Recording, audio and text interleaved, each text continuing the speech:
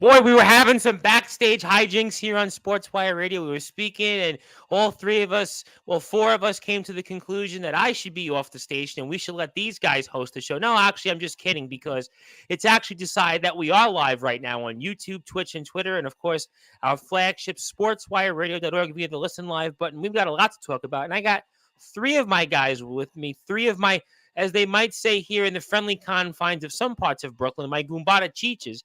And I'm talking about none other than, of course, the host of the Hockey Fan Chat. He is back after a long-awaited return, although I saw him in the comments on Wednesday's show, Mr. Randy Dillon, who has attended some Canucks and Oilers games. We'll get into that in the 11 o'clock hour.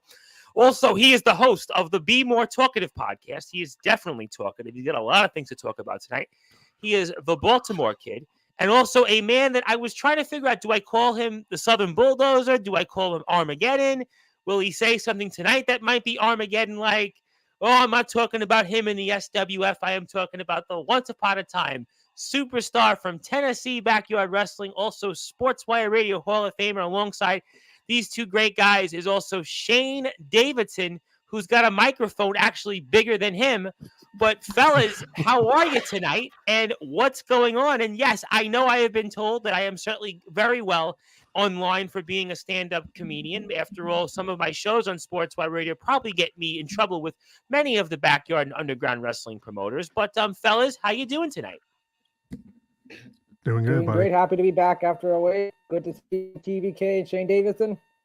It's good to see everybody here as well. Good to see you, Randy. Always great to have you back. And let's talk about maybe some of the current events here in WWE. We've got this King and Queen of the Ring tournament. We've got obviously some title matches to look forward to. We've got AEW even having further ratings problems than they even had last week and ever before. And they still don't have a deal with Warner Brothers despite the upfronts announced and Tony Khan still hailing it. But fellas, let's maybe start off with King of the Queen in those different tournaments. And we saw Randy Orton advance. We saw how SmackDown ended. We've got stuff going on in the Queen of the Ring side. We've got Bayley in a confrontation. But Randy, I'll go with you first. And what's on your mind on SmackDown and how things left off and anything else you want to tell us?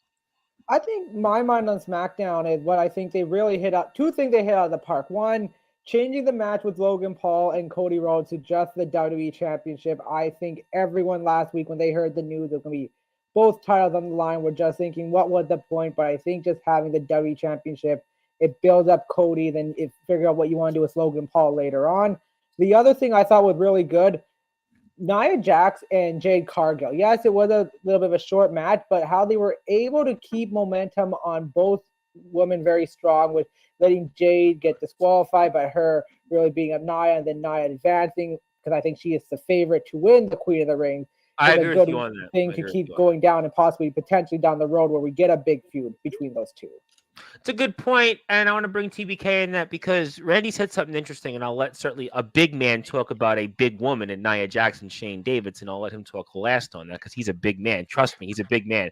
I've covered him and watched him in the ring, and he's where he was to kill me after what I just said, which I don't blame him. But, TBK, Randy made some really good points there. And the first one was that Nia Jax. Nia Jax is a name we've spoke a lot about over the past several months, and it's a controversial name to some out there. But how do you feel about that Nia Jax potentially winning the Queen of the Ring?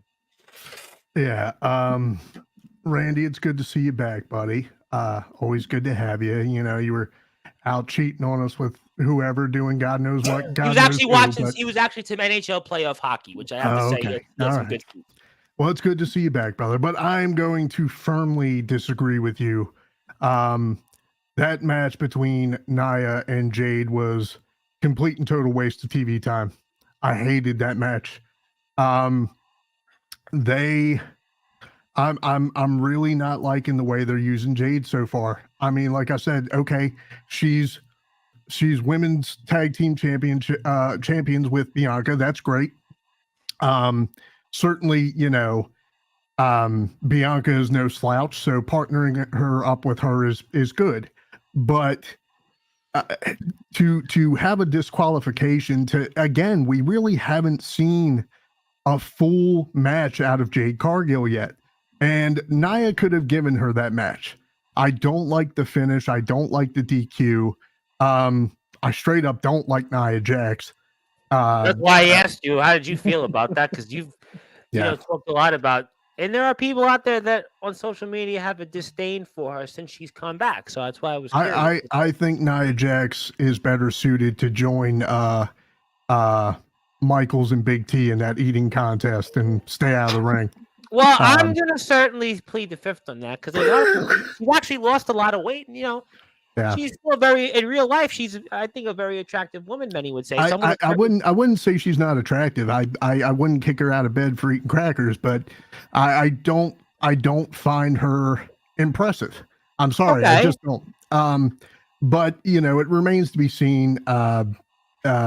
Anything is possible at this point. So we'll just hang in there and see what happens. Let me take it. I'll have Shane come in a second, and I'll say hello to Ethan Sorensen, who's got some questions as always. But would you want Bianca Belair to win it? I mean, obviously I would assume the winner of that match wins the Queen of the Ring. I know we'll certainly still on the Raw side have something to say about that, but sure. Bianca Belair, everybody might say, well, Bianca always wins. It's always Bianca. But I mean, how would you feel about Bianca Belair conversely winning the Queen of the Ring? Well, that's why I said I'm not happy with the finish of the match. You know what? I was like, it would be very interesting to pit the two women's tag team champions in a match like this, to see who goes on to be Queen of the Ring. Which, you know what? Like I said, with the way that they've been using Jade recently, I really think it would have been a good push for her. Yeah, how you doing, Bubba? Good to see you. Well, he's going to be certainly testing the Bubba Burgers next Friday. But, okay, let me ask you one other follow-up. That's going to be your nickname from now on, Bubba Burgers. I mean, I'm going to speak last, but I'm curious though, and I know there's questions coming in here. People are starting to tune in. I see the numbers coming up, which usually happens. Would you want to do Bianca and Jade Cargill so soon? I mean, I see. I swear, Randy kind of knows. My mind already. Okay, go for it. As far as creating like heat and tension between the two, no, but it still would have been good to see Jade have an actual match. I think Bianca and her would have had a great match together. Again, WWE has a good way of foreshadowing. They also have a good way of making things too obvious. I don't think a little healthy competition between the two would have been a bad thing. I just don't. Okay, fair play. Okay, I think interesting opinions. I think we'll certainly talk a little bit more about that shortly. Shane Davidson, the man that has been wanting to ring me out for the past 7 minutes after a few things I said about him. Shane, good to see you, Mr. Southern Bulldozer / Armageddon. We'll be like Prince and call you multiple names. Maybe we'll figure you out as a different name. Remember when Prince had the symbol, but Shane Davidson, what do you feel in terms of some of these things? We talked about Nia Jax. Maybe she's the favorite to have the Queen of the Ring. And then there's Bianca Belair, but then Bianca Belair always wins. And what do you think about some of that before I bring up your one-time nemesis and I guess one-time cohort, but I don't think you guys can be acknowledged as cohorts anymore, colleagues, but different conversation for that for sure. But listen, Davidson, what do you think on some of those things there with Belair and Jax and everything else? With Nia Jax, it's like immediately it draws me into like, okay, you put with Becky Lynch, you're going to automatically put the title on Becky Lynch because she's the person she's a transitional champion. Having Nia Jax do what she did tonight with Jade Cargill, I'm going to have to agree with TBK. It was a complete waste of time. And you literally buried They literally buried Jade Cargill against Nia Jax. No, I get it. I don't know if is that. Tell me, why do you think that? You're a wrestler. You've been out there. You worked for the mothership. I'd like to know why. Because they were pushing Jade Cargill to be this like unstoppable, larger than life human being. And then you put her up against Nia Jax, you would expect, okay, Jade Cargill, you should put her over against Nia Jax, one of like a big name in the WWE in the women's division. You would expect to put her over like that. And that's just my opinion with situations like that, because like I said, I went to promo school and like storytelling stuff, and I got taught how to do all that. So like it would have made you were in a big feud last year in Lafayette with you and Mr. Michaels. I mean, we saw that it was playing out for a while. So you believe that there should have been a payoff. You believe that there should have been a competitive match here is what you're telling me at the very least. Maybe if it goes to a DQ, it's a competitive match. And maybe if you want to see run it back, is that what you want? All around, I just want to see some wrestling, man. I'm tired of seeing all this disqualification. I just want to see some freaking wrestling, man. You came from Lafayette, though. You really can't talk about seeing wrestling. From Lafayette. I mean, there really wasn't on every show. You know where else I came from, though, Tom? SWF. I don't want to. I didn't even want to say their name, but. Well, you have to say somebody's name. So, okay, I get that. I'm going to let Randy have a rebuttal in a second. I'm going to go to Ethan Sorensen's comments. I'm going to bring on the man that everybody is always talking about. As a matter of fact, my guest tomorrow night had a lot of praise for you, Mr. Michaels. I'll let you say nothing on that because that's probably the best move you can make on that. But I won't ask you on Mr. Ledger. But I was trying to imitate your boss when he used to say that, Mr. Ledger. But Alan Michaels is my very good friend, my dear friend, my close confidant. What did you think on some of the things on SmackDown? We're talking about this Queen of the Ring situation. Would you like to see Nia Jax win the Queen of the Ring? Would you like to see Bianca Belair win it? What do you think? Because, you're obviously always changing lanes. You're always trendy. And, you're a top guy yourself right now. I mean, it could really go one of two ways. They could either go the way of having Nia go to the finals and then face Becky and then Becky retain and then have Liv be the one to face Becky next. Which I think is probably the route they're going to go. Or you have the more obvious one where you have Bianca face Becky and then, it'd be a really good back and forth match. But wouldn't you want to have that match on a bigger scale? Like, see, I part of me says with some of this, and I'll let Randy come in because I know he's shaking his head. Some of these things, and I'm listening to Shane, I'm listening to TBK, and I'm even listening to you, and I'm trying to think, again, I'm not a wrestler, so I know nothing about any of this stuff. So help me understand. I know very little. I know zero. I'm obviously totally uninformed. But it would sound to me with some of these matches that at the very least you would want to have a payoff for them and maybe not give away something like that, whether it's in a tournament or a smaller scale pay-per-view. So am I wrong in thinking that? Just tell me what you think.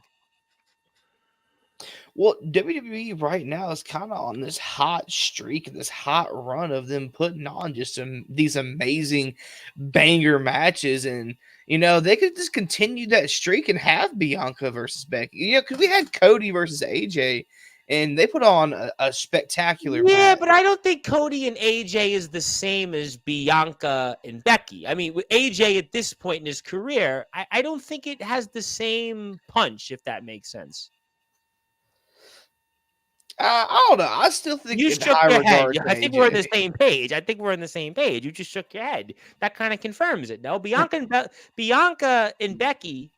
That's a match that could main event. That's right up there for a night one WrestleMania. I don't think I love AJ. AJ's career speaks volumes. I've interviewed a man, Chad Parham, that wrestled AJ Styles.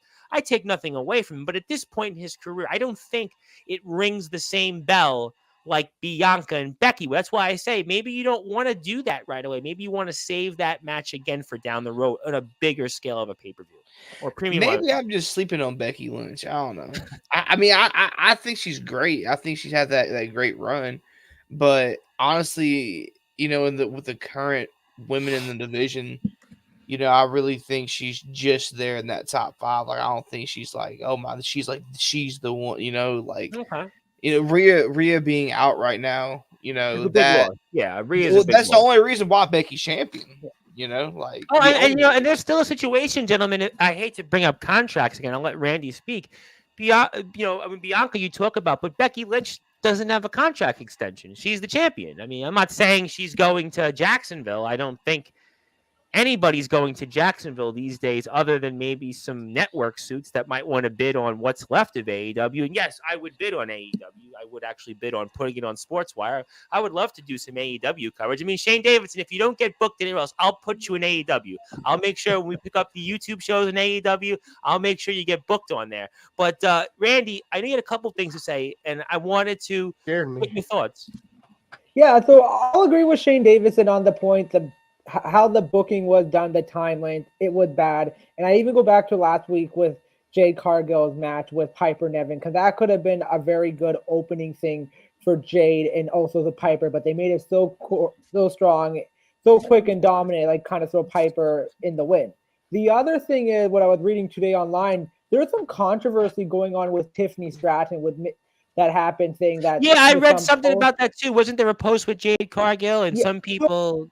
Yeah, My talk about it. thinking is Tiffany maybe was the original winner for this because they have been building her up as a Yep. solid, and I Good think point. they had to change gears very quickly to say, okay, if it's not going to be her, who is it going to be? Because you look at the final participant in this tournament, Nia Jax I think, is the Io odds Sky and Valkyrie. Yeah. I don't see Lyra Valkyria as a new talent as a face. Io Sky maybe to keep her heel run growing, but I think they want to keep damage control kind of going there. Bianca Belair, she doesn't need the Queen of the Ring. I That's think exactly what I said. I said the same thing pretty much. And then the thing with Jade is they're building her up, but you don't want to build her up so much where she become this unstoppable force, and like a Ryback, for example, where she become unstoppable. Wow. You put her in the title picture. Then when she loses, what do you do with her? You put her back to the mid Ryback card. was never the same. His career was never the same after he didn't win the World Heavyweight title. I agree with you So 1,000%. I think Never. at least a loss there kind of keeps Jade. All right, you want to say something, Armageddon, Shane Davidson? Did you want to have a Southern Bulldozer like of a comment? Go ahead. Yeah, with something like that, you can't really compare Ryback with that situation because Ryback really wasn't really a powerhouse. They made him look stupid, if anything. But How because, so, like, though? He was because he undefeated. was. It's the point of the matter of. Go ahead, go for it. When he first made his return, what was he doing? He was beating literally nobody.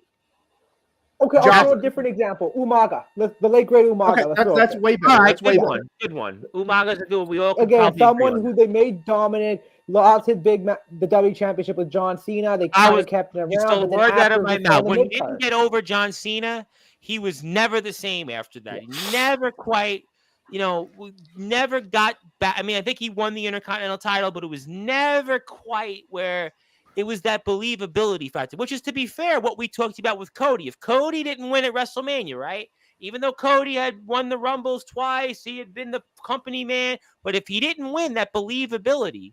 So I think what we're talking about today is believability, but I think at the end of the day, Jade Cargill wasn't winning this Queen of the Ring. There was no reason for her to win it. So at the end of the day, the law of logic would say Nia Jax has a very good shot to win it, I would think. I think which is basically what you're telling us, Randy. Let me get to some comments here because a few people want to jump in. Real quick, right Tom. back with a joke. Yeah, I think you might know that person, TBK. You might. Yeah, possibly. Big fan, right? Big fan. Yeah. I was going to say real quick. I'm very, very shocked that Tiffany Stratton didn't win her match. I mean, if you think about it, with her gimmick, everything's about me. The world, revolves around me. It's almost like this PLE is catered to her because what more to be like. The world revolves around me than to stick a freaking crown on her head and be like, oh, now I'm the queen, like it kind of just. But was it because you think, and Randy alluded to it a couple of days ago, there was a firestorm on X. It's officially X now. Yeah. And she did something or post, and there was a lot of controversy with that. I don't know the post in which is being referred, but I mean, if that's the case, if it started that much, then maybe it's, the old slap on the wrist. And, as a result, okay, we're going to take this away from you. Years ago, right? Rob Van Dam got caught, which now, again, people would laugh at and say, oh, he'd probably be no big deal. But years ago, he actually held the two world titles at the time. He had the ECW and the WWE title, and he got caught with marijuana in a car with Sabu on a road somewhere, and he never really recovered from that. So sometimes you get these things, and it just goes a certain way. Let me say hello to a few people here, first of all, and get into some comments. Ethan Sorensen, how are we doing today? And he forgot to say Alan because you weren't in here yet in the screen, Alan. He was waiting for you like we were on 162 yesterday, but I won't get into that. Yeah. Where were you? Where were you in Lafayette? Don't worry about it. I'll ask somebody you used to work with about you tomorrow. I won't ask you about him tonight, though. I'll make sure to do that for you. But Tom and the gang, Alan wants to really ring me out. Tom and the gang, my thoughts on the Cody Rhodes and Logan Paul contract signing was really good, and we saw a little bit of tension between Nick Aldis and Logan Paul. What do you guys think about that? That's a good question, Ethan. Don't know if they're foreshadowing Nick Aldis to come in the ring. I think a lot of people are expecting, are we going to see him come in the ring, make his debut? Because he has history with Cody Rhodes and some others. Oh, I mean, if outside of WWE, there's some serious history with Cody Rhodes. If you follow Cody Rhodes when he was on that journey before AEW, I mean, he and Nick Aldis might have been the two pound for pound best guys that were outside of WWE and anywhere really. That was a major foreshadowing of what we see today. Absolutely, there's a lot of history there. Good point. And then also some other history. You got Bobby Lashley from their time in Impact. Yep. Drew McIntyre as well. So there's definitely guys, if you want to see Nick Aldis in the ring, it's a possibility. But I don't know if it is foreshadowing, just more we're seeing that Logan Paul character. Well, let me throw it out there to the three other of us here. Do you guys want to see Nick Aldis in the ring? Obviously, Nick Aldis was an absolute legend in the NWA and in Impact Wrestling. I mean, here's a guy that, was pound for pound one of the best, and he still, I'm sure, has something left. And it's great to see him in a role in WWE finally, but it does seem a little hollow. Would you guys like to see a Nick Aldis match or two? What do you guys think? Oh, yeah, 1 or 2 matches. I mean, I loved him when he was with the TNA. Yep. I was a big TNA guy. Me too. I loved TNA. I loved TNA. it. Magnus And one was incredible. his world championship run was kind of lackluster because TNA at that point was kind of lackluster. Yeah, you really can't blame him for it. The luster was off the wheels. Yeah, but him in NWA was really good. I enjoyed his stint there.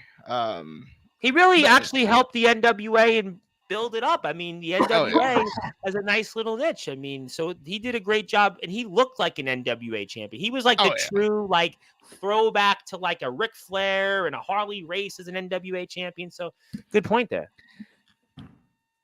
Anybody else want to see Nick Aldis in a ring, or I'd say, just let him stay with Mickey James in a ring somewhere? I would say something, but I don't know who Nick Aldis is. We're gonna move on. TBK, anything else you might want to say? Nick Aldis. Well, obviously you didn't watch TNA and NWA. Let's just say that we're live, Shane Davidson. But want to say hello to Alan Michaels, your good friend and my good friend, Mr. D'Angelo the Flame, who I would hope that Mr. Davidson knows. Well, you know what's crazy, Tom? You bring up D'Angelo the Flame. I was absent. Did you hear some of the interview yesterday? Because a lot of people are talking about it. A little bit. He did. I did have an absence from episode 162, and as of right now, I do not have an opponent for anniversary. Well, because you were supposed to wrestle the Prophet J Wild yesterday, and you didn't wrestle him. I know. Were you training for next Friday's eating contest? Was that the reason? Because I was waiting for them to mention that on. No, I was. I got food poisoning, and I think I know who did it, but I think I definitely would know who have done it if it's going to be talking about next Friday. Yeah, for sure. But listen, live on Sportswire right now, I'm issuing a challenge at anniversary for Mr. D'Angelo LaFlame, the trendsetter versus D'Angelo at anniversary. Let's make it happen. Alan Michaels, you have read people's minds because, as you know, and we'll get back to the current WWE comments in a second. There's a bunch of them. It was talked about and even thrown out there by somebody we mutually know in Steven Silvestri, and he specifically asked D'Angelo LaFlame, would you show up to Anniversary 7?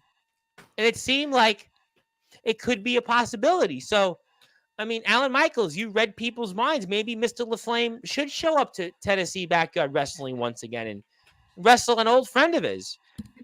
Oh, it'll be the trendiest match of the night. I'll tell you that. Forget about Jack Delta and D'Angelo LaFlame. It should be you and D'Angelo LaFlame. Like, forget about me spending 10 minutes on Jack Delta versus D'Angelo LaFlame. Maybe it's Alan Michaels and D'Angelo LaFlame. At anniversary, D'Angelo LaFlame versus Alan Michaels. Is that for the Resurrection Pro Wrestling Internet Championship? You want to throw that in the equation? Hey, you have to find out. That'll be up to Steven Silvestri and Joshua Allen, though, correct? Hey, that'll be all up to the men that are above my pay grade. Are you sure, though, you'd want to compete? Because next Friday you are in action for an eating contest that you want to win. Are you sure? Is it okay for you to be out there in the ring? Because you do have that eating contest next Friday for that. Obviously, we got to start training for. We have to start preparing to figure out how to, munch down on those burgers and, to obviously, get yourself in eating shape, eating condition. If there's such a thing for eating condition, are you okay with going out there and competing in such a high-profile match before maybe the biggest contest of your life? Hey, that's 2 dubs in 1 weekend, Oh boy, you're really winning out there. You're winning Oh, more yeah. than Oh, you're yeah. winning more than the New York Knicks are right now because they're down by 20 points. I'll ask you about that later on in the NBA. And what are you drinking, by the way? Again, the same drink as last week? Black cherry. Well, maybe you fell on black days, to quote Ledger Shade's old theme song. That's tomorrow's show. Not going to ask Mr. Michaels about that one, though.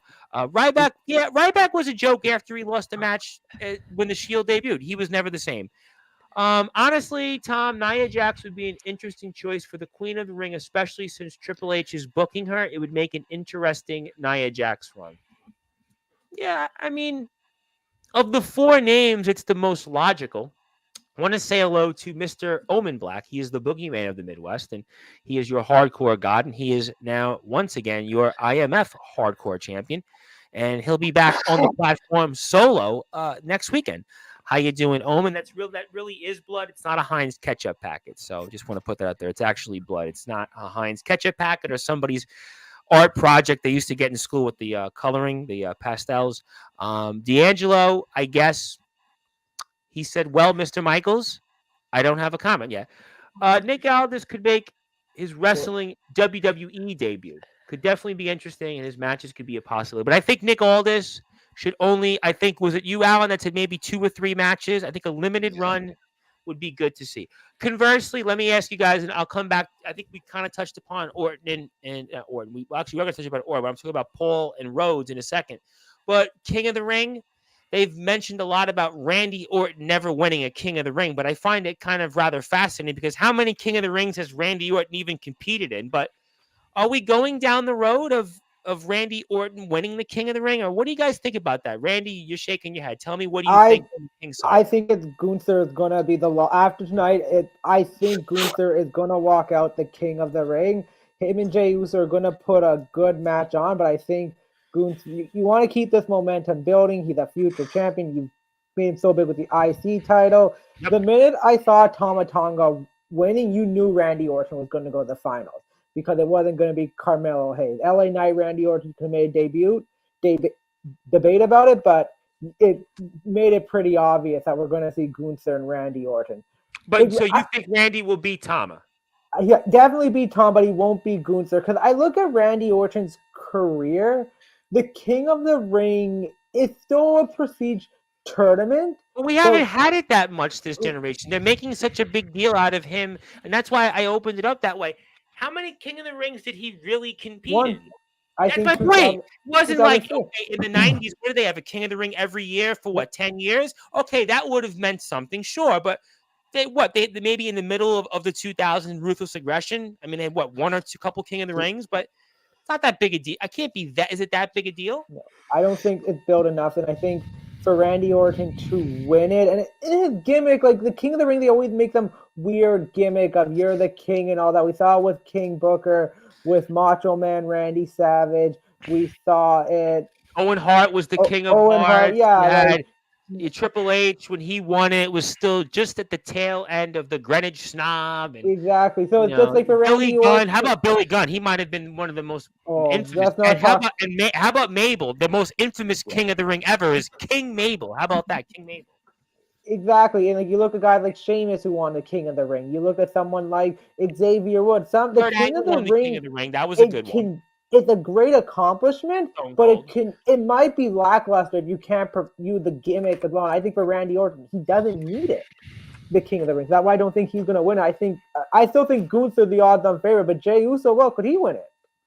What do the rest of you guys think on that? Is Randy Orton, does he deserve to win a King of the Ring, or maybe we go with Gunther, or maybe Jey Uso, who the fans seem to love right now? What do you guys think on King of the Ring? That's a little bit more open-ended, I think. At this point in Randy Orton's career, I feel like winning King of the Ring is the last of his priorities. I mean, he don't really need it.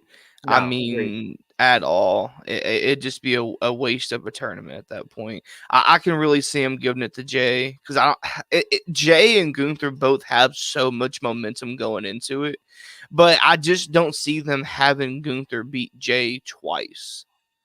I think Jay may steal a win from Gunther for the King of the Ring.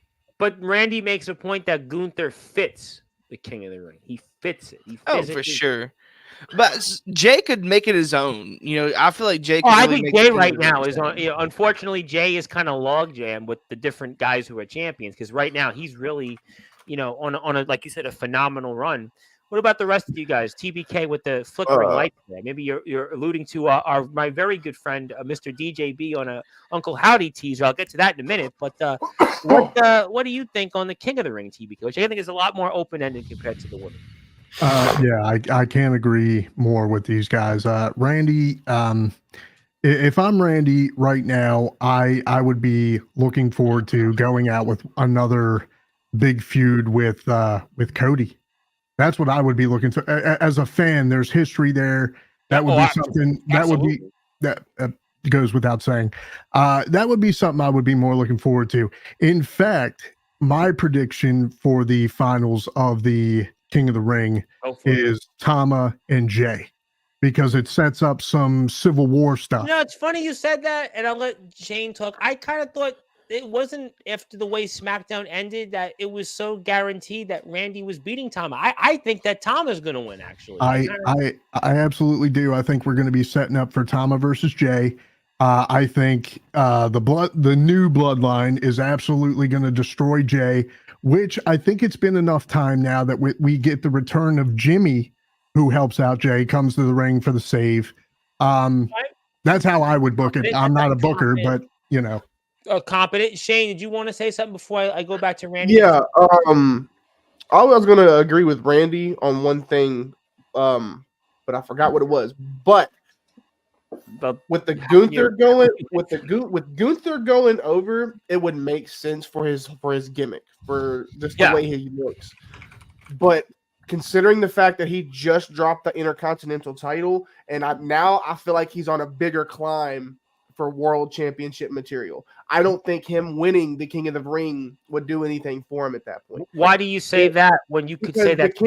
Because the King of the Ring has literally buried gimmicks in the past and made them nobody. Yeah, with the exception of probably, I think with the exception of probably Stone Cold Steve Austin and Kurt Angle, I think that's a very fair point. Hey, King Booker had a little run there, man. Yeah. I know, but when you think of Booker T's career, there's King Booker, and again, I agree with you. He had an interesting run with it, but is that what you remember? And it's kind of in a way a disappointment that his run as a world champion in WWE. Now, again, he had a great run in WWE. It really has 7 years, but as a world champion, it wasn't his Booker T. It was King Booker. Mm-hmm. Oh, it's a great run. He had obviously the best run of, aside from Rey Mysterio, anybody that came over from WCW, no question about that. But his run as a world champion was King Booker. So, I mean, I'm not saying it was he was buried, but it was. I think Stone Cold Steve Austin and Kurt Angle were the two best King of the Ring winners. Has to be, no? Yeah, you can only go so far with a gimmick, and you can only push a gimmick to its limits. And with Gunther, I just think him winning it would completely destroy what he has built in the ring. Oh, interesting. I mean, let me get to some comments, and I also want to say we'll bring on Rob Maraska and Chris Bazea in about 15 to 20 minutes. Rob Maraska has a contest to announce, which I think on Twitter you might be interested in, but I think here on YouTube, on Wrestling Land, they want to hear more wrestling talk, so you'd have to wait here, Rob. And Mr. LaFlame says he'll see you soon, Mr. Michaels. I don't know. You'll have to wait. Maybe you'll have to show up to Tennessee and see who you might be facing. I know that you'll have to talk to maybe Joshua Allen and Steven Sylvester, which, by the way, hello, gentlemen. Want to say hello to Mr. DJB, of course, of CCW, our very good friends, our partners in the UK. Obviously, Mr. Baltimore Kid interviewed Mr. James Barris, a longtime friend of mine, and we'll have more CCW coverage coming up here from Colory Community Wrestling, as I refer to them, coming up at the end of the month, because right now I'm out of commission during the day, but I'm going to be back in commission during the day at the end of the month. So stay tuned for CCW coverage very soon. Let's get to what he really wanted to say, DJB, who, by the way, is up at 3:59 a.m. When do you sleep, DJB. Well, I know we have a CCW show next weekend, but you might want to sleep once in a while. What are your thoughts on the recent Uncle Howdy teasers, the Twitch stream, which I did see that on Twitch because we're on Twitch also, was amazing and really well done. What did you guys think about the Uncle Howdy stuff? What do you guys think? It's interesting. I think this Uncle Howdy thing is very interesting because all we know is Eric Rowan is guaranteed to be part of it. Bo Dallas is, but we don't know who the rest is because he's going to come with a game. And I know a lot of people are saying, oh, it's not going to be the same as Bray with what he do. But I think it's to pay tribute to Bray Wyatt, but it's going to be something completely different. We're going to see something. We're going to be like, this is totally up the Bray Wyatt's alley, but it's just going to be something completely different and astonishing how they're building it up. What do you think on that, TBK? You like this? You don't like it? What do you like or dislike? So I saw a comment recently that I didn't understand, and I didn't understand it because I don't know why we're comparing apples to oranges, I guess you could say. Mm-hmm. Somebody was like, the white rat or the Nightbird teases, as they're being referred to, are totally killing the White Rabbit teases, which is just absolutely not true. It's one and the same. They're all following the same story. I mean, this is Wyndham's brother, for God's sake. He's taking the mantelpiece. He's helping continue a story and a gimmick that absolutely was cut short way too soon. And it deserves its reverence. It deserves its spotlight. So the only thing I will say is that, man, with the pace that they're moving with the Nightbird teases, man, they're firing these off left and right. And my concern was going to be like, oh my gosh, you're going to run yourself into the ground. The return isn't going to be that special. But you know what? I will go on record to say, and call me a market Bray, because I am as invested in Nightbird as I was in White Rabbit. I'm as invested in Taylor as I was in Wyndham. I'm excited. I can't wait. What about the rest of you guys, Mr. Michaels and Mr. Davidson? I completely 100% agree with what TBK had to say. That's all I'm saying. Oh, thank you. That's why they called you a Southern bulldozer. You just bulldozed what I asked you. Mr. Michaels, you're obviously a lot more complex. What would you like to say? I think it's a cool concept, and if pulled off right, it's going to be like a really amazing storyline. With Triple H in charge, I can really see it going pretty far, and I can see the vision for it now.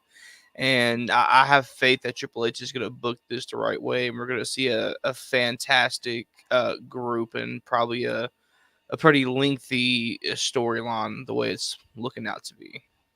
Well, that's certainly a good point there. We want some TBK. The only thing I will say is I hope they don't do what they did with Bray after all the White Rabbit teases were over, which is where he came back, the return was fantastic, and then we got vignetted to death. Like, I wanted to see Bray wrestle so bad. I really tell the story. For God's sake, tell the story. Get the story out, but please give us some wrestling too.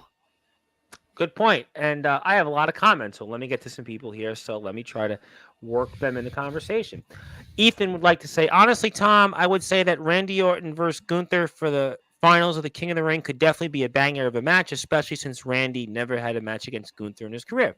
It's a fair point. I think a lot of people would like to see that match. I think that would be an excellent statement, and I'm not going to disagree. And there are people that like to see that. Another thing, Tom, if Randy has a match with Cody, well, Cody's not going to be in the King of the Ring, so I want to let you know that I hate to tell it to you that would be for the World Heavyweight Championship, but it could finish their feud. Yes, that could finish their feud, but in terms of the King of the Ring, you might want to say something else. Do I know this individual? I feel like, do I know this individual? I beat Shane Davidson XFT in 4K. Is that who I think it is? Now, Alan Michaels, you might not want to say anything on this because Alan Michaels, we want to to quote unquote protect you here now, Michaels. Because I don't want to make sure that I ask you about individuals, but this individual, I'm pretty sure XFT might stand for something that in your promotion may not necessarily be the name that we should bring up here. But Mr. Davidson, it's a man that you know very well, I believe. And can I say it? Xavier effing Thorne, the standout. Beat you in 4K. He beat me in 4K. Beat you in 4K. Thorne, you don't want this, buddy. Well, I've been in a bad mood all week. And... Maybe you should give a phone call. You should give a phone call to maybe some of the powers that be in Resi. Maybe you could talk to them about Mr. Thorne and settling your differences. And also, Mr. Davidson, I'll actually do you a favor. I'll invite you. I'll give you a chair on May 27th when Mr. Thorne is back on Sportswire Radio. Would you like a chair? Would you like to pay a visit to Mr. Thorne? Because on that show, you'd be allowed to visit. Yeah. You would be? Yeah, I would. Yeah, you would? Well, consider it done, but just do me a favor. Don't show up in the bathroom like Mr. Thorne did in his last appearance. Show up on the toilet. Well, that's why we're going to move on here. Booker did have a great run. I just feel like with Booker T, the King Booker was great, but I feel like the one championship, the one world title he won in WWE, it was like as King Booker. He should have got at least one other run as Booker T as a world champion. That's my only gripe. That's the only gripe I have with it. But it was fun for whatever it was, a year and change. It was fun, but I just feel like that he should have had a world title run as Booker T. And that's just one of those disappointments. Bo is carrying on Bray's vision. I think TBK and Davidson kind of agree with that. And rest in power, Wyatt, legend. Speaking of legends, I want to one more time for those that are in Tennessee, like my friends at the top, on the left and right-hand corners of me, Reggie Rage. Want to give my thoughts and prayers to Reggie Rage. Obviously, it's a big story out there. I'm sure some of us have heard about what happened there, and I won't get into details, but Reggie Rage was a very respected independent wrestler on the Tennessee wrestling scene, and passed away way too soon. So I just want to give my thoughts and prayers out there. Everybody's talking about that. This individual who is not Eric Bischoff, but actually I'm going to spoil something for you. On Staten Island, there is actually somebody named Eric Bischoff, but he's like in the fire. He's a head of one of the firefighter union groups here. I'm probably going to get canceled for saying that, but his name is Eric Bischoff. He's one of the heads. I believe it's the UFA, which is the Uniformed Firefighters, which is whatever, one of these insider groups that basically endorses only incumbents. I'm not going to bore you with political talk here, but Punk broke out the champagne when he heard the news. So whoever might be Mr. Bishop, whether it's the one on Staten Island or not, Punk may have definitely broke out the champagne when he heard the news. I'm not sure what news, though, it is, but let me know. Also here, honestly, it definitely could be a great way to honor the memory of Bray Wyatt, to have Uncle Howdy return, especially if Alexa Bliss could make a return. And I don't think anybody brought up Alexa Bliss's name. So will we see Alexa Bliss with this group or no? There's been teases of who the actual members are. Of course, she's always in the picture because of what she did with Bray. The history there, yep. So it's definitely not out of the realm of possibility, but she's got to return first. You want to say something, Randy? I see you nodding. Yeah, the one thing I'm interested because the one name in this group they haven't really mentioned, and he's been on Raw a couple of times, is Braun Strowman.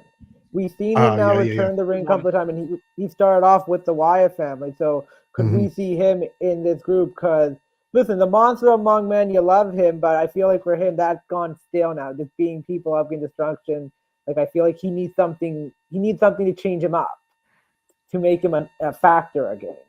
Now, Mr. Michaels, I'm sure that you would certainly, and maybe give them plane tickets and give them a free ride. You would love to see your old nemesis is the Prophet Jay Wilde and once Commissioner Beast to be a part of the new Wyatt family, because that would obviously make your life a lot easier down there in Lafayette. So I'm sure you would certainly do anything you could, whether it was maybe, give them a plane ticket, drive them to the airport to let them go and join the Wyatt family. You'd want them to go, right? Yeah. Yeah, sure. Hey, I gotta promote TBW. Gotta make sure we work in a TBW reference because we gotta follow them on YouTube. TBW 2017. We're closing on 7,500 subscribers. Tennessee Backyard Wrestling on all social media channels. Loved 162, despite you not being there, Alan. But let me get to some more comments. I forgot his name, but the mask maker who made all of Bray's mask is involved as well, I believe. When Bray came back, he was the one who came out in the Fiend mask. That was a good, astute observation there. Jason Baker and Tom Savini. Thank you. Is this a burner account or just you? No, that's me. All right. I want to make sure. I'm putting in work, Tom. I'm putting in work. I appreciate that. And yes, I believe that Mr. Thorne would like to say, hey, Trendsetter, how did it feel getting beat by the Hardcore King, my TNT brother? But, I'm going to let you comment on this, Mr. Michaels, but it didn't seem like when Mr. Titan was here, a man you also have some beef with recently, he didn't seem to be really wanting to be acknowledged or praising Mr. Thorne either, though. I mean, Mr. Titan didn't seem to have any love at all for Mr. Thorne when Mr. Thorne was on Sportswire, and we had Mr. Titan, your old nemesis and I guess colleague, you might want to say, in the Tennessee Backyard Wrestling locker room. He didn't seem to be, too really mindful of Mr. Thorne. Okay. Foot was on the rope. But also Mr. Titan didn't seem to praise Mr. Thorne either. He didn't seem to praise him. He didn't go out of his way to praise his brother. I mean, that's a little bit of I think an outlandish statement, don't you think, by Mr. Thorne? I'm just here so I won't get fined. Okay, well, you want to make sure that obviously that for Mr. Thorne, he should handle that with Resurrection Pro Wrestling, right? Hey, it is what it is, What are you drinking there, Mr. Michaels? I'm drinking some green tea. Oh, with ginseng honey. Yeah. You sure it's not like hidden juices in there, to quote Snoop Dogg and Dr. Dre? Oh, definitely not. Say no to alcohol, kids. I've never drank in my life, so thank you very much for letting me know. Alexa posted during the Twitch stream, "Hi, it's me." It was then deleted shortly afterwards. So what do you think that means? I answered that down below, Tom. Fair enough. I didn't read it yet. I was trying to hype the guys up here. Tried to cover it up, saying she was making sure her account was still authenticated, not buying it though. It was a little too perfectly timed. Yeah, good point. All right, so obviously I'm going to bring these other guys on here in about 5 to 10 minutes. I don't really know what much I'm going to talk with them, so they'll wait. Rob's got a contest to announce about the Oakland Athletics, which I don't know how many people are going to really run out for it, but I'm sure he'll have a different opinion. But I got to give you the usual AEW fun. Like we had this guy on a couple days ago who said he's a wrestler, but he's really not a wrestler. AEW's turning into the big bad silver wolf of pro wrestling. They're turning into the big bad bowl patch. And AEW's latest show only drew 672,000 viewers. And, last I checked, that's only a 0.23, which the average show I think is a 0.8. And they just had upfronts. And Randy, I know AEW was in your neck of the woods last weekend. And I got to ask, how come AEW still doesn't have a new TV deal, but yet Tony Khan is saying we've got a groundbreaking deal? And does anybody care if a tree falls in a forest? Because it seems like that's what AEW is going to in the ratings. Oh, yeah. The rating keep falling with AEW, even though right now they actually finally have a good story going on between the EVP with the Young Bucks, Okada, and Hangman Adam, and Jungle Boy versus FTR, Bryan Daniels, and now Darby Allin. That's actually finally something entertaining TV to watch. But the big thing with TNT, them losing the NBA, they're trying to figure out how can we. No, it's not official. They're losing the NBA. Not official, but they're trying to figure out how can they recruit it or not, because I think their NHL deal as well could be coming up. It's going to be up in a few years also, and they don't want to lose that. But I think it just hasn't been working enough to get that attention. Since they did the Punk video, the viewership is down more than 10%. So that one shot in the arm they had, it backfired. Exactly. And then they can't just seem to get something rolling here where TNT's like, okay, if we lose the NBA, is AEW going to fill that void? Do we want... Absolutely not. The NBA is a global juggernaut. The NBA is something that is viewed all over the world. I mean, I want AEW to succeed. We're about All Wrestling Matters on Sportswire, but this was a company when Punk was here, they drew 1 million viewers. Last year at this time, they drew 850, maybe 880, but they're down 672. You can't tell me anymore that, people don't view TV. Because the NFL ratings are through the roof. The NFL is a juggernaut. You can't tell me that people don't view TV when there's a woman playing basketball right now, Caitlin Clark, The WNBA is seeing ratings it's never seen in their history. They've been around for 30 years. People seem to care about the WNBA for the first time ever. You can't seem to tell me that people don't watch TV when Raw is up this year. Raw hasn't been up in years. So you can't buy the playoffs are going on. Yeah, the playoffs impact Raw. Raw's still doing the numbers. SmackDown's still doing the numbers. So AEW, I don't know what to say, honestly. And then another thing is, Takeshita made he made some comments saying his time in AEW was horrible. No matter how hard he worked there, he could never get, like, there was a lot of backstage drama. He was criticized, put in like a bad situation coming from New Japan. He said it was just horrible. And this is AEW. Tony Khan has always been upfront with the relation with the other company in New Japan, how good it is. And this guy saying, my experience there is horrible. They brought him. Cody left there, didn't he? That was his whole goal, was to start a new alternate federation. And we said it last week when you weren't on here, Randy, that Cody's the champion of a company that he wanted to target and take out. I mean, so that tells you, to me, all you need to know. I mean, Jade Cargill's in WWE. Jade Cargill should have been a star that AEW should have built around. She has all the tools. Tall, beautiful, has athleticism, looks like she could draw $1 million. They put her in the ring early on with Shaq in a match once upon a time. And, what do the rest of you guys think on AEW before I bring the other, Rob Maraska and Chris Pizzeo on here? I like the Swerve's champ. I think Swerve deserves, that. I agree with spotlight. You on that. But at the same time, I think we could have still waited a little bit on Swerve. I think Joe deserved a little bit more time as champion.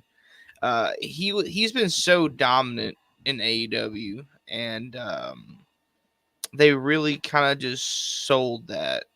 He was champion for what, 2-3 months? I mean, he was maybe 3.5, right? Yeah, and as much as I love Swerve and love him being champion, I think they could have waited just a tad bit longer. Like at least give Joe 6 months as champion. Was that quote unquote a move to desperately try to pull up the ratings? Probably. I don't think anybody really expected Swerve to beat Joe. Like I did. Not that early. No, I agree with you on that. Sorry, Alan, to interrupt. Chris. And the other thing I just want to say, two things with AEW is, one, like there's comments now coming up how they, with the whole last year with Ricky Stark, how him and Edge got in disagreement. He pretty much got buried. The other you look at a guy like Jericho, they keep giving him more television. Well, how about Miro? I mean, does he exist? I mean, and then this whole thing with Willow and Mercedes, their thing, Willow is becoming a bigger star than Willow's benefiting this whole thing with her feud with Mercedes, and Mercedes kind of. I was gonna say Mercedes they brought in, and we talked a few months ago. Oh, Mercedes, we bring Mercedes in, and that's gonna help. The momentum with Sting, and like I said, if a tree falls in a forest, do you hear anything? And it seems to me like Mercedes coming in has done absolutely zero. I mean, and the other thing is, for 3 years, we've talked about wrestler after wrestler signing at AEW, right? You just mentioned Adam Copeland, Randy, right? That didn't work. Saraya came in a couple years ago. That didn't move the needle. Christian's had some good moments, but he certainly has not moved the needle. I mean, you can go up and down the list. Bryan Danielson hasn't moved the needle. So you mentioned Samoa Joe. Sure, he was a good champion, but he didn't move the needle.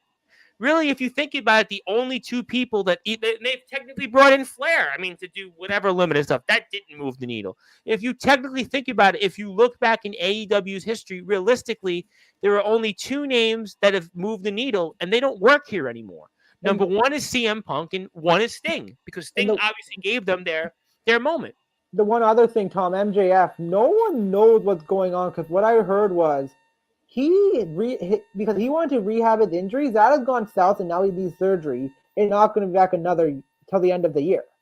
And this is not only killing him, it's killing AEW, because they put so much emphasis on this whole thing as him with champion, and now he's going to be off television. He's been off for a whole TV year. now for what, 4 months, 5 months? Almost. You're going up to 5 months. Yeah, I thought almost 5 months. All right, let me get to a couple comments here. First of all, I have a question. What do you think about CM Punk's plans for Drew McIntyre on Raw? I mean, the Punk and McIntyre beef The one thing that I will say I like about that is it feels realistic. It doesn't feel played up. The only thing is I think that in some instances they have made Drew look like a bit of a crybaby, which it works, I guess. I wouldn't really even. I don't even know how I would say you're booking Drew right now. Is he a heel? Is he a face? Is he a tweener? I'm not sure. It hurt that the two guys can't wrestle right now. Yeah, well, there's that too. So I mean, I think this is a long time coming because I mean, really, you could have put. Well, no, I won't say that you couldn't have put anybody with Punk given the history, because some people absolutely did not have an issue with Punk being back. So if there's any, there's one guy that did, but he's not wrestling either right now, and that's Seth Rollins, who it's debated, does he have a new look? Another one, does he have a new look? Does he doesn't have a new look? And maybe he's trying to stay trendy with Alan Michaels. I don't know. I guess your options are open if you're Seth Rollins. You're constantly raiding your wife's closet. Anyway, well, that could be the case. I mean, I did say that on prior Sportswire show. But anyway, I think, like I said, I think that this match is going to have its day, and it's going to be worth waiting for. These two have absolutely been killing it. Like I said, Drew McIntyre's mic skills, his promos have been fire lately. The stuff that they're both doing on social media has been insane. We just need to see it manifest. Today is May 17th. We're joined by Rob Maraska. We'll get to his contest in about 5 or 10 minutes. We're finishing wrestling talk here. And I mean, I'm not going to sit here and talk about the Mets-Marlins game right now. So we're going to wait on that. But, I mean, I guess today is May 17th going on May 18th. Can these guys be ready to have that match by SummerSlam? Oh, sure. Sure, absolutely. I think we're going to see Drew for sure at Clash of the Castle, and somehow Punk's going to get involved and cost Drew another moment in front of his home friends and family to set up SummerSlam. Okay, good point. All right, let me get to a couple more things. I see Mr. Michaels and Mr. Davidson are eating. Mr. Thorne would like to say, yeah, he's eating. He's eating something. He's eating. No, he's. I think you said I was eating. No, I said Mr. Davidson's eating because maybe he's thinking about entering the eating contest with you. But I don't think that's a good idea for you, Mr. Michaels, because you obviously, you work in Lafayette, and Mr. Davidson doesn't. So maybe you would want to encourage him not to compete in the eating contest. No comment, right? Good idea. No comment. Best idea. Just save it for your stomach. Let your stomach comment on next Friday. But Mr. Thorne would like to say, but in all seriousness, we talking about Cody finished the story. Nah, Bray's story needs closure. We all would agree. Yeah, he definitely. There should be something to give to finish that. Yeah, I think closure would be the wrong word. I think continuation is better. Well, I agree. He's trying. I'm not. Okay. He's trying. He's trying in the ring too, by the way, because. He's actually, apparently. Wait, is that the toilet dude? And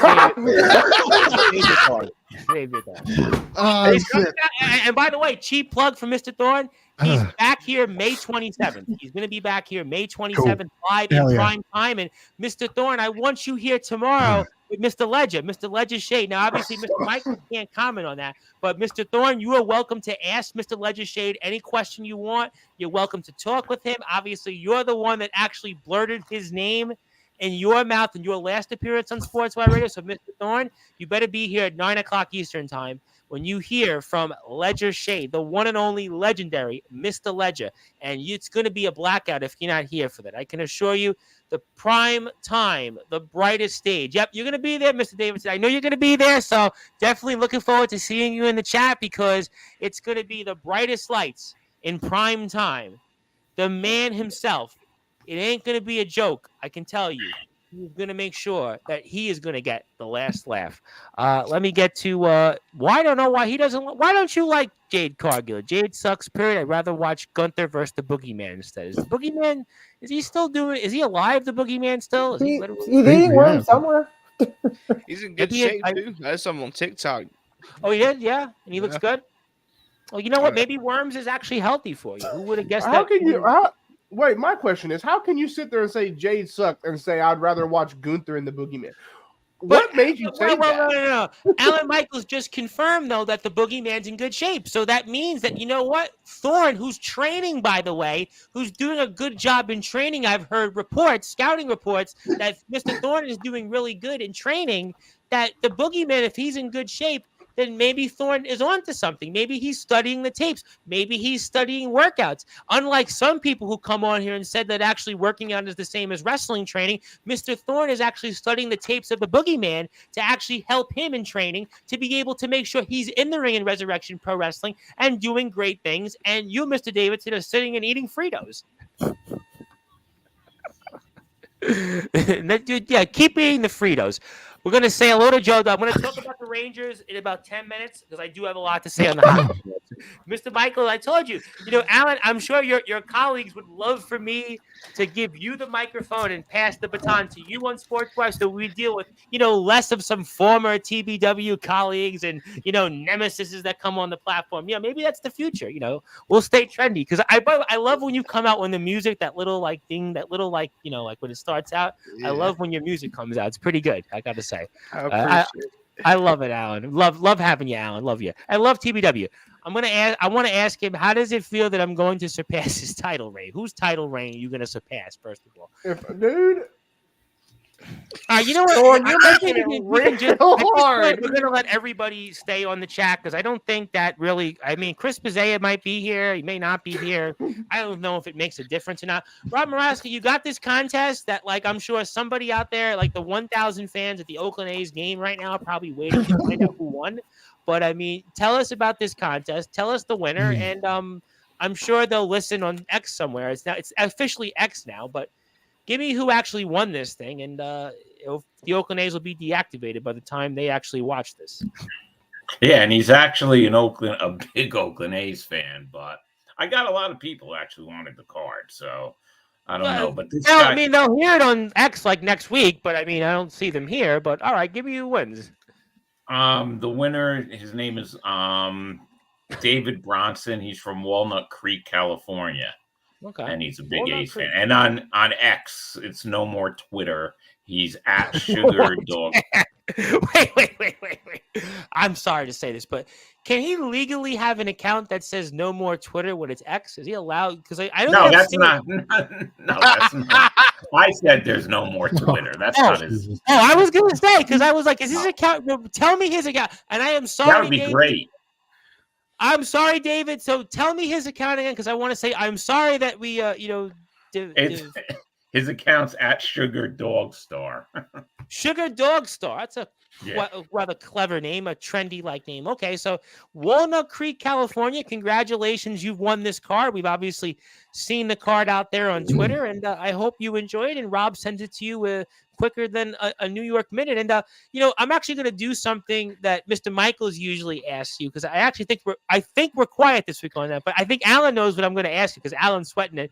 You are the Grim Reaper, Randy. I know you haven't been here, but Rob, according to Alan, has officially been labeled the Grim Reaper of Sportswire Radio now. And is there, unfortunately, some type of news that you have to bear, being the bearer of bad news that you are every week on Sportswire Radio? And no, not Xavier Thorne in the bathroom. No, not the last guy, Silver Wolf, that came on here and talked about training in a gym is the same as training in a wrestling ring.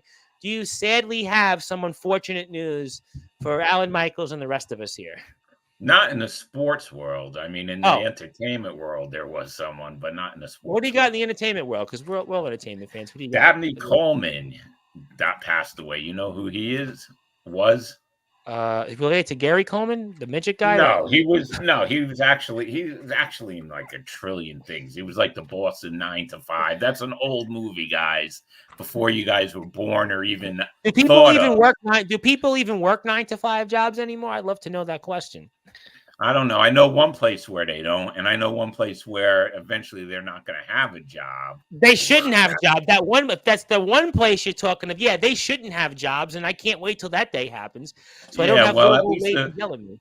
At least their building was flattened, so that was at least. Yes, I actually passed by that building about, I want to say 2.5 weeks ago. And there's nothing there. It's not what it used to be. And I would say give it 2 years and there may not be anything else for those people. But okay, fair enough. There's more people. There's more people watching us now than that's reading. Well, I got to tell you, to put it out there, I mean, I have clips on Facebook, 1,500 views, Instagram, 750. I think we had 35,000 engagements on Facebook in the last 90 days. So, yeah, I mean, that's a sure thing. And TBK, I don't know why I'm going to put this out there. I'm going to put it out there because all of us might have a thing or two on this. And I promise I'll come back to other things. But so, Alan, apparently you might be Alan's laughing, so I could say this. So, Alan Michael, you might be the trendsetter, but I'm going to repeat this because it's borderline, but I'm going to do it. And even Randy, you might want to keep your beverage in your mouth. Does that make Xavier Thorne the turd splitter? This might be going on to Instagram tomorrow. I guess this might be a legitimate question. I guess I'm gonna have to ask Xavier Thorne. Is he a standout on the you can't stand out on the toilet, right? You can't stand in the toilet, right? You do number 2, right? I mean, at least as far as I know. I mean, I haven't looked at somebody other than myself during this, but I went to. I was real quick, Alan. I was going to say, Confucius say, "Man who stand on toilet is high on pot." I went to school with the dude who used to do tricks while taking a number 2. That wasn't Xavier Thorne, right? No, he used to grab the top of the stalls and plank up there. Some people have some people have wild imaginations, huh? Hey, it was funny at the time until one of the teachers walked in. Now, what was the teacher's reaction? Oh, confusion at first and then anger. Well, I mean, that would probably be some of your cohorts in Tennessee Backyard Wrestling when they see Mr. Thorne out there. But he is changing, apparently. But I don't know if he'll be the turd splitter, but I can ask him that question on next week's show if you like. Mr. Thorne, I'm sure, would have a rebuttal. But okay, well, I don't know why he calls himself the Hill family. I thought he was Xavier Thorne. But okay, so obviously contest winner. We got out of the way. I'll come back to wrestling in a few minutes because Rob is here and Randy's here. And Rob's a happy man because the New York Rangers advanced to the Eastern Conference Finals. And Randy Dillon hasn't been here in a while. And, what do you think about the New York Rangers? They're playing the Florida Panthers in the Eastern Conference Finals. And should the New York Rangers be getting ready to return to the Stanley Cup Finals and maybe hoist over? Yes, I see that, Shane Davidson. I'm going to come back to you in a few minutes. But I want to get Rob and Randy in for something. Oh, good. You look good. Don't worry. Xavier Thorne's definitely going to not go to do a number 2 after seeing that. But the point is that can the New York Rangers potentially hoist Lord Stanley Cup for only the second time in 84 years? I think so. I think whoever wins the series between the Rangers and the Panthers will win the Stanley Cup. So that's just my personal feelings. But that last game against the Hurricanes was great game. Kreider with the hat trick going into the third period, and Chris Kreider decides to become a Mark Messier. Yeah, really, with that hat trick. It was an exciting game, especially for Ranger fans. So I can't complain. Joe Dell is very happy. He hasn't shut up about the Rangers in the past day or so. So there's a lot. I noticed Ranger fans are the biggest. All of a sudden they're come out of the woodworks. I see all across Brooklyn and Staten Island in my travels. I see New York Rangers flags and New York Knicks banners. Knicks fans might be putting the banners away after what they saw tonight and potentially this weekend, but Ranger fans seem to be out of the woodworks all of a sudden. Yeah, definitely. And I do have a Ranger contest for next week, by the way. Oh, I did see that. Yes, I did. Yes, I did. So I'll, do you want me to say it now or you want me to wait till later? No, come back to that because I want to get Randy's thoughts. And I have a specific comment directed toward Mr. Alan Michaels. I actually have a comment toward you, Mr. Michaels. But I want to let Randy talk about that. Do you think that the New York Rangers could actually win the Stanley Cup, Randy, if they beat the Florida Panthers? I mean, you still got to get through whoever comes out of the West. I think that's still a very open-ended question right now. Yeah, the Rangers do have a good shot of winning the Stanley Cup, how they're built. You look at how they've gone through the series, how they dismantle Washington really easily, how they really the up and down the Carolina series where we saw the stellar play of Igor Shesterkin winning them a couple of games, the breakup for Chris Kreider.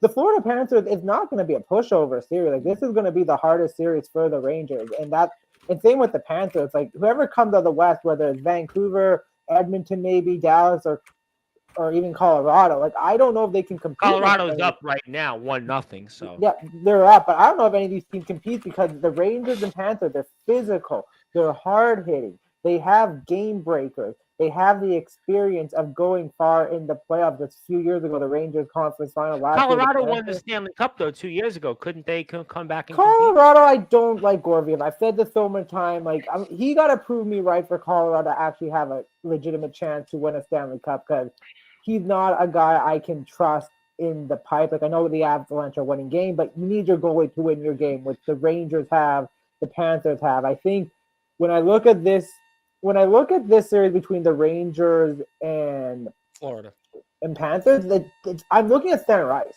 I'm looking at who's going to be the biggest difference maker. Is it going to be Artemi? Is it going to be Alexander Barkov?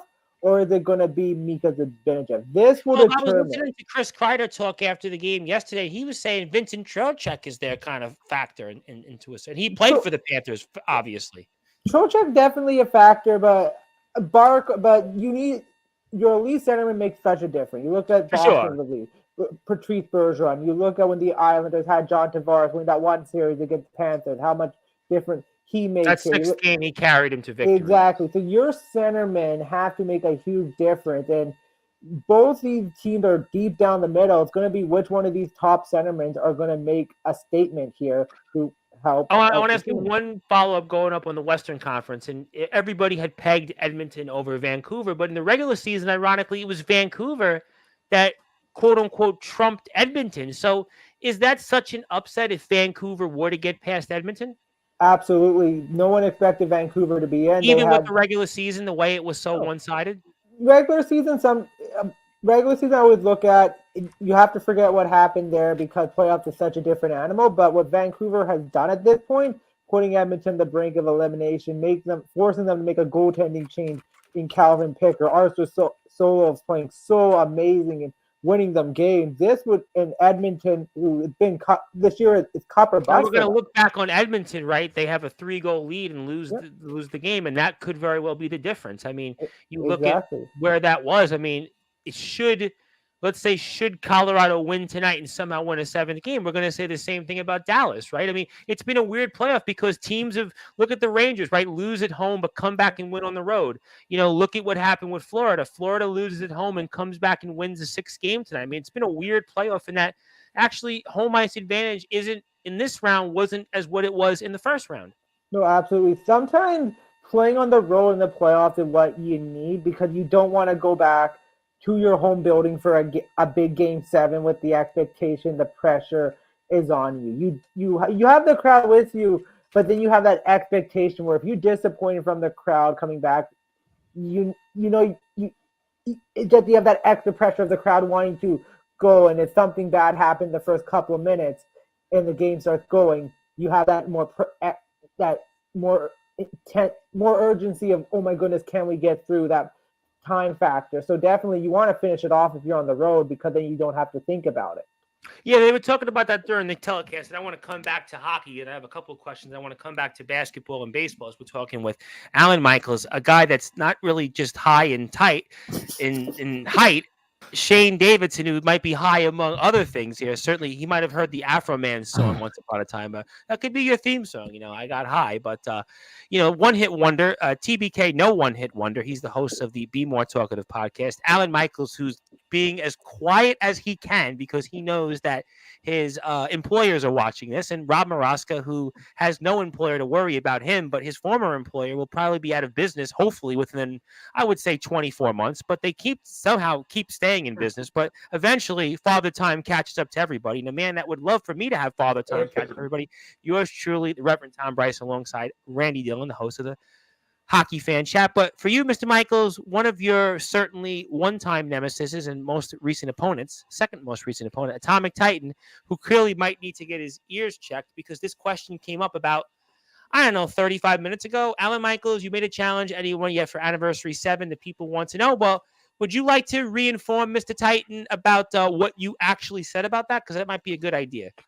You see, it's confirmation that Atomic Titan doesn't stay trendy. Well, Manny Cobra almost nearly killed him yesterday. I know he was too busy hiding in his turtleneck to hear what actually happened. Yes, D'Angelo Flame accepted my challenge at Anniversary 7. He said he wasn't here, by the way. To be fair, I have to defend Mr. Titan. He said he wasn't here. And Mr. Titan, by the way, I just want to say, because he messaged me on Instagram, and I really slept almost most of the afternoon. So my answer to your post was Marty Jannetty versus Kurt Angle. That would be my answer to your comment. But go ahead, Mr. Michaels. Nah, this man Atomic Titan wanting to be in my business. I bet you get off my. Oh, you weren't here. Well, you know what? I'm gonna give Mr. Titan a pass. You know why? Because he's been dealing with a lot. He knows that tomorrow the Ledger Shade is here. But on top of that, you weren't here for his show on Monday. You weren't here for him on Monday, so you can't blame him for not being here when you were here because he's just giving you the receipt back. Hey, what day was it? Monday. It doesn't matter what day it was. I didn't want to look at him. But we had a lot of, but there was actually a lot of people that were looking at him. We had a lot of people that viewed the show on Monday, though. People seem to like Titan's appearance. In fact, he was one of the most viewed appearances Mr. Titan has had on Sportswire, and he seemed enjoying himself until Mr. Cobra and Mr. Allen came on. He seemed to be enjoying himself. I respected him. I acknowledged him, and he was happy. He was very happy. A lot of people like going to the zoo to gawk at the animals, Well, Mr. Maraska and I actually live near a zoo, and I pass by it every day. And I say to myself, why don't I go in? But then again, I'm on Sportswire. Xavier Thorne is the turd splitter. We get a guy, Silverwolf, who says training in the gym is the same as being in a wrestling ring. Go live at the zoo. I have Xavier Thorne and Big Bad Silverwolf. I don't need to. I got Skulls, who says he's a wrestling promoter. I don't need to. I have Tyler Ark, Zack Attack. You don't need to go in the zoo. Just come on Sportswire. Come on down. We're going to have an eating contest next Friday. I mean, there's no need to. And Mr. Titan, I don't know who he thought was funny, me or you, but maybe he says both of us are funny. I'm a funny guy, they say. And Mr. Titan's not coming on, Mr. Davidson, because he's a busy man. He's getting ready for Anniversary 7. He's getting ready for the fight of his life against Manny Cobra, the Puerto Rican Nightmare. That's to answer your question. So that's why he's not coming on here to join us, because he's training for that match. And he's also, trying to, from his mind, maybe forget about the fact that Mr. Ledger Shade, the one and only the Ledger Shade, is coming on to Sportswire Radio tomorrow night, 9:00 Eastern time. And it is also the 4-year anniversary of Mr. Ledger Shade debuting in Tennessee Backyard Wrestling in a ring. But obviously, we'll come back to hockey in a second. But anything, for the basketball fans, Mr. Michaels, I know you're a big NBA fan, but New York Knicks fans might not be big NBA fans much longer, it seems, after tonight. Yeah, I didn't really catch the outcome of that game. I still think the Knicks are probably going to end up winning the series. The home team has won every game so far. I'm really more interested in what's going on out west with the whole OKC, Dallas, and Denver, Minnesota. Yeah, it's looking, both series in the West is going to end up being fantastic. Luka and Kyrie pretty much putting the team on their back against a really well-rounded young OKC Thunder team. I feel like that one's going to go to 7, and Game 7. Does Minnesota have momentum though after the way they play? Oh, the 40-point victory! Oh yeah, they definitely have momentum. But it was like the Marlins Mets score today for Rob Morosky. It was the same outcome. Was basically. I saw a video and Jokic stood the entire fourth quarter. Stood with his hands behind his back, just looking out in the court. That's going to be people tomorrow when Ledger Shade comes on Sportswire Radio. People are going to be standing. I don't know if you'll be giving a standing ovation, but there'll be a lot of people standing to hear the Ledger live on Sportswire. Almost like when Jack Delta, man, you guys sort of shared a locker room with briefly, is back on Sportswire Radio Monday night as well. When those two men come on, it's going to be the same thing. People are going to be standing to watch them speak, and don't yawn when the Ledger and Delta come on here, Alan. It's, they obviously don't yawn when they're on the platform. You can carry on, Mr. Michaels. Carry on.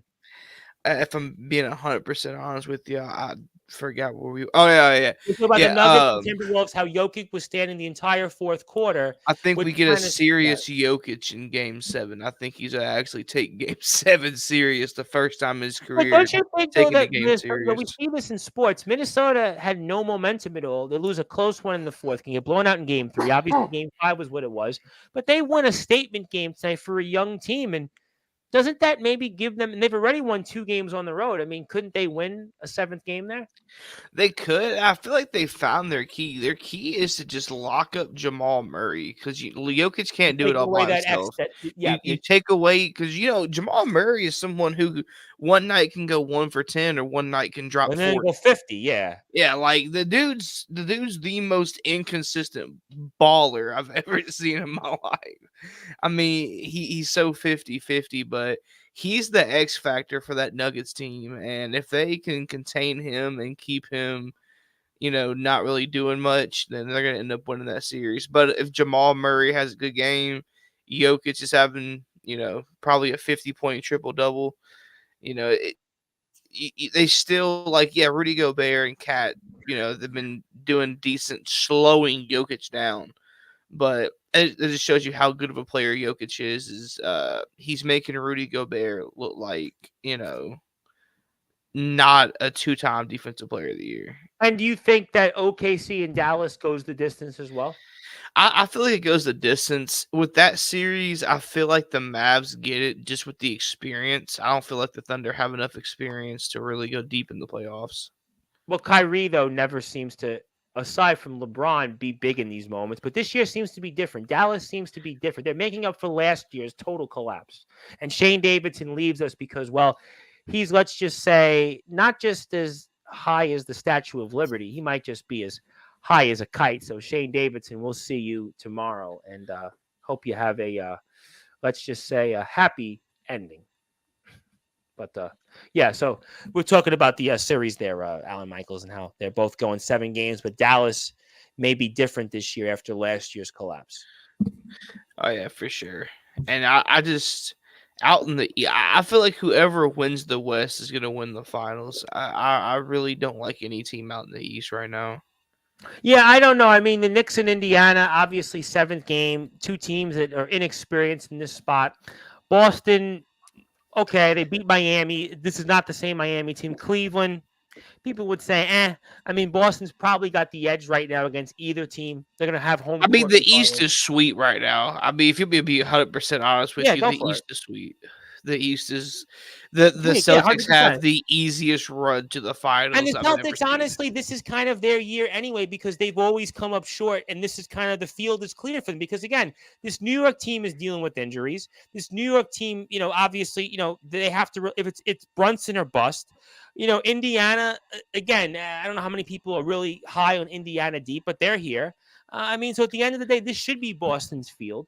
Let me get to a couple of other guys here. Let me do come before we get to closing thoughts here, and we go a few other things. I want to give Rob Maraska the obligatory baseball talk because the New York Mets. That's what he's here for. The New York Mets. Honestly, I ain't gonna really talking about the New York Mets much longer because they seem to lose games. And Miami Marlins did something pretty interesting that they actually won 3 straight games without giving up a run. So apparently, it only takes you about 44 games to start the season, and the Marlins have done that. But the Mets seem like they're going the other way. And I think there was even a comment on Twitter deleted by Steve Cohen about talking about basically the season being over and trading guys. And I'll let you have the Met report because I don't know if I'm going to be talking about the New York Mets much longer. Yeah, Cohen said that there's nothing you could do until the trade deadline. So right there, that pissed off a lot of the fans.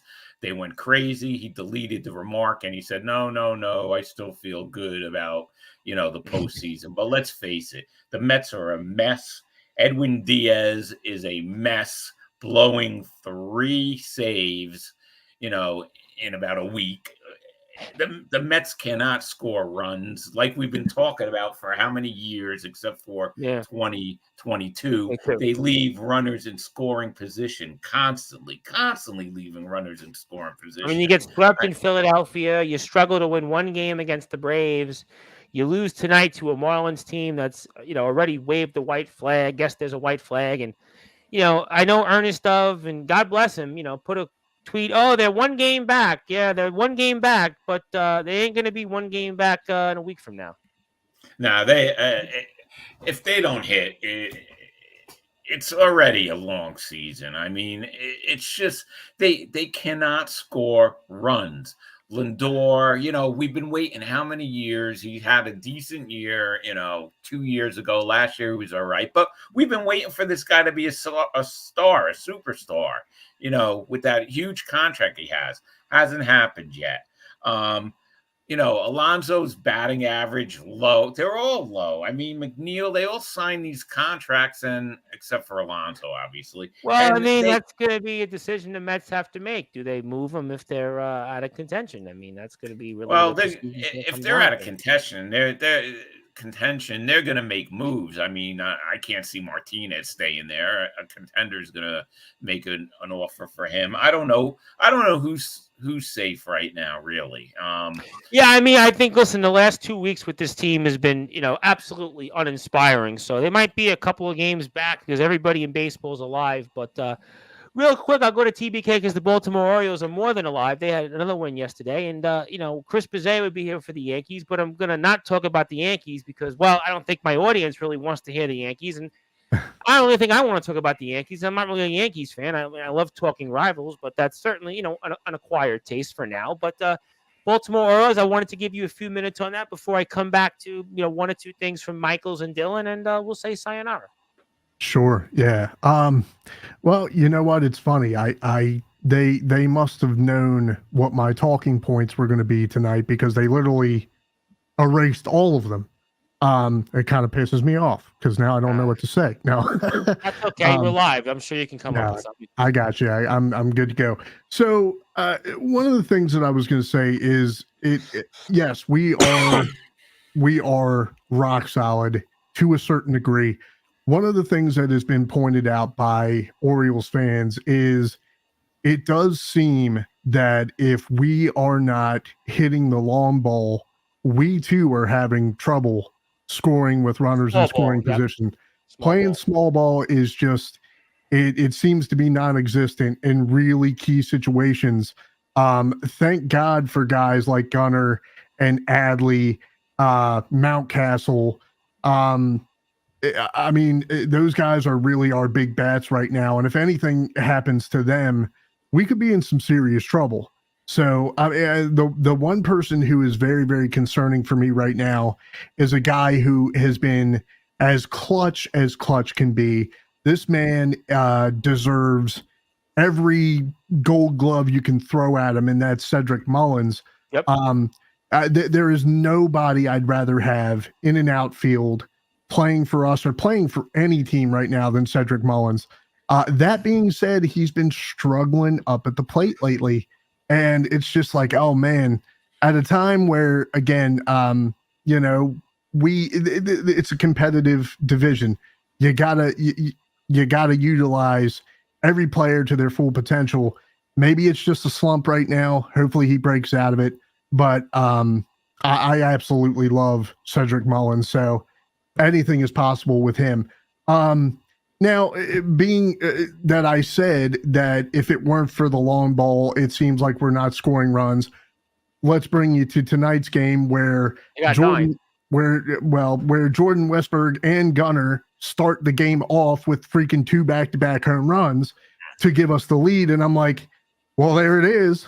But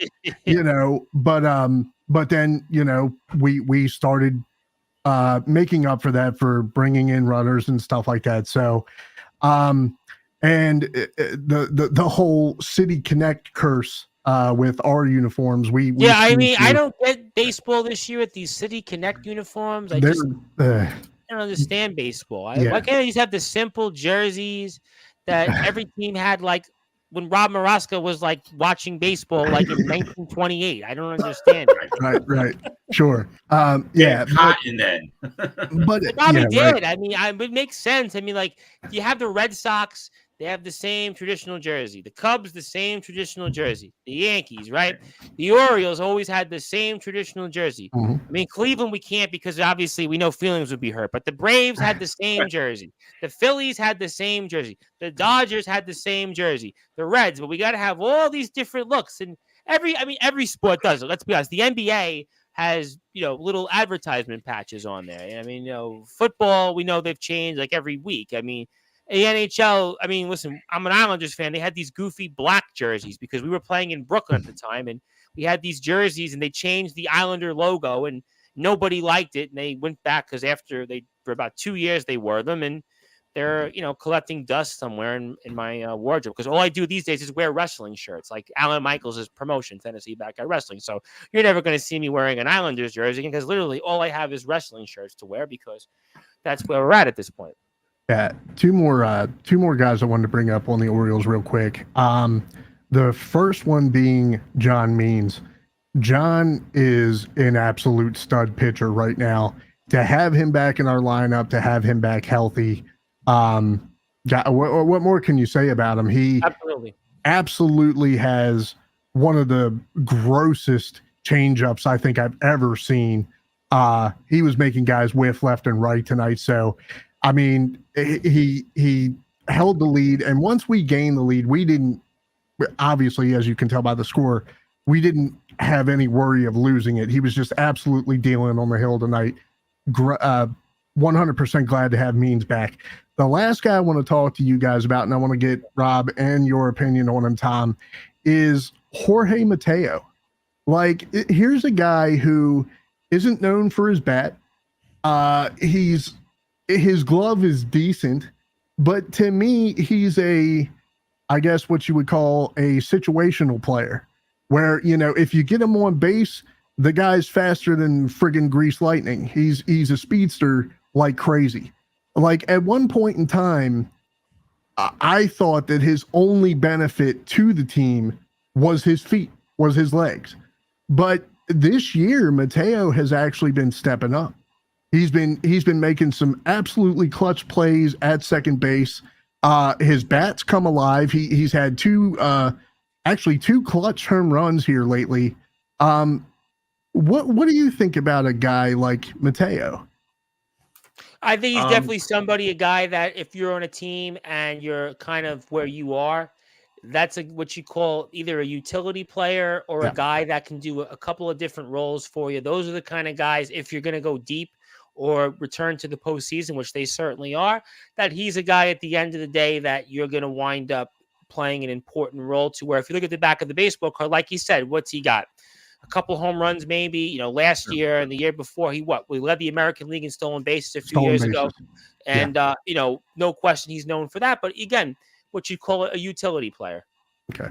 Yeah, I agree, but he's excellent to have. I mean, Baltimore is lucky because they're going to go, in the postseason, and the guy's good this year. He only has about, I think, 24 home runs in his career. I think that's what he has, and low batting average, like 223. But like TBK said, this year he's come around and he is fast. So I think the Orioles are lucky to have him. Yeah, no, for sure. And obviously the Yankees and Orioles are in a arms race, and the Yankees are ahead, but they've played a bunch of games. So that'll obviously even out. You win your games, you're in first place. And again, Cleveland's in first place and the Mariners are in first place. But again, nobody's running away with that. Phillies have been obviously playing red hot of late. Obviously, Mets saw that firsthand. Milwaukee's, I think, been a mild surprise. Dodgers are running ahead of things, and that's kind of where we are in baseball. I want to get to Randy and Alan. I'll go to Alan first because I have a funny joke for you, Alan. Then I want to go to Randy because I was actually on a podcast earlier. So I want to close with one thing from everybody else. Alan, you said a lot about the Pittsburgh Steelers. I've noticed a lot in these couple of months, but I'm just wondering. TBK is, he's obviously starting to get red and long in the teeth there because he's a Baltimore Ravens fan. I don't know if you realize this, Alan Michaels, but you're actually wearing a Pittsburgh Steelers shirt. And I was wondering, is there any reason why you'd be wearing a Pittsburgh Steelers shirt, especially after you've talked about the past, the quarterback situation, you've talked about the situations with the team. And, I know that you may think that I'm not so observant. I know I said on Sportswire a couple days ago, I know nothing about wrestling. I know nothing about anything. I have nothing in the eyes. But I'm noticing that you're wearing a Pittsburgh Steelers shirt, and I was just wondering, what was the reason? It's actually a very comfy shirt. Like I That's just it. wanted That's to all be you got comfy for me. today. Hey, it's crazy to think it used to be a long sleeve. I cut. I The don't think you sleeves could off. wear one of those on TBW TV because you have to cover up because you guys are so big now. You don't want the the big people to go after you for wearing their merchandise. You guys are big too. Hey, I guess I'm a Steelers fan for the day. Oh, well, okay. Maybe you want to steal something else to wear if you're at anniversary 7 against D'Angelo. And, we'll certainly look forward to that. The energy versus the trendsetter. That certainly sounds like it'll be trendy. But, before I get to one thing from everybody else before we sign off, and obviously I want to also repeat a couple more things. Next Friday, we're starting at 10 o'clock, but we're starting with the competitive eating contest. So everybody that's on the stream, come on down. Obviously, Alan and Big T are going to be here. They're going to be competing. I think we're talking about there's some talk now of McDonald's now. I don't know how we're going to work that out, but that seems like that mutually both camps, they don't want to do Crystal's Burgers. It seems like McDonald's. So I guess I can't say have it your way because that's Burger King, but McDonald's, we can certainly say, can I have fries with that? But I don't know if fries will work, but burgers will. So be here with us. Everybody's welcome. Join the conversation. Also, I want to make sure we get 2 announcements in before I get to Randy.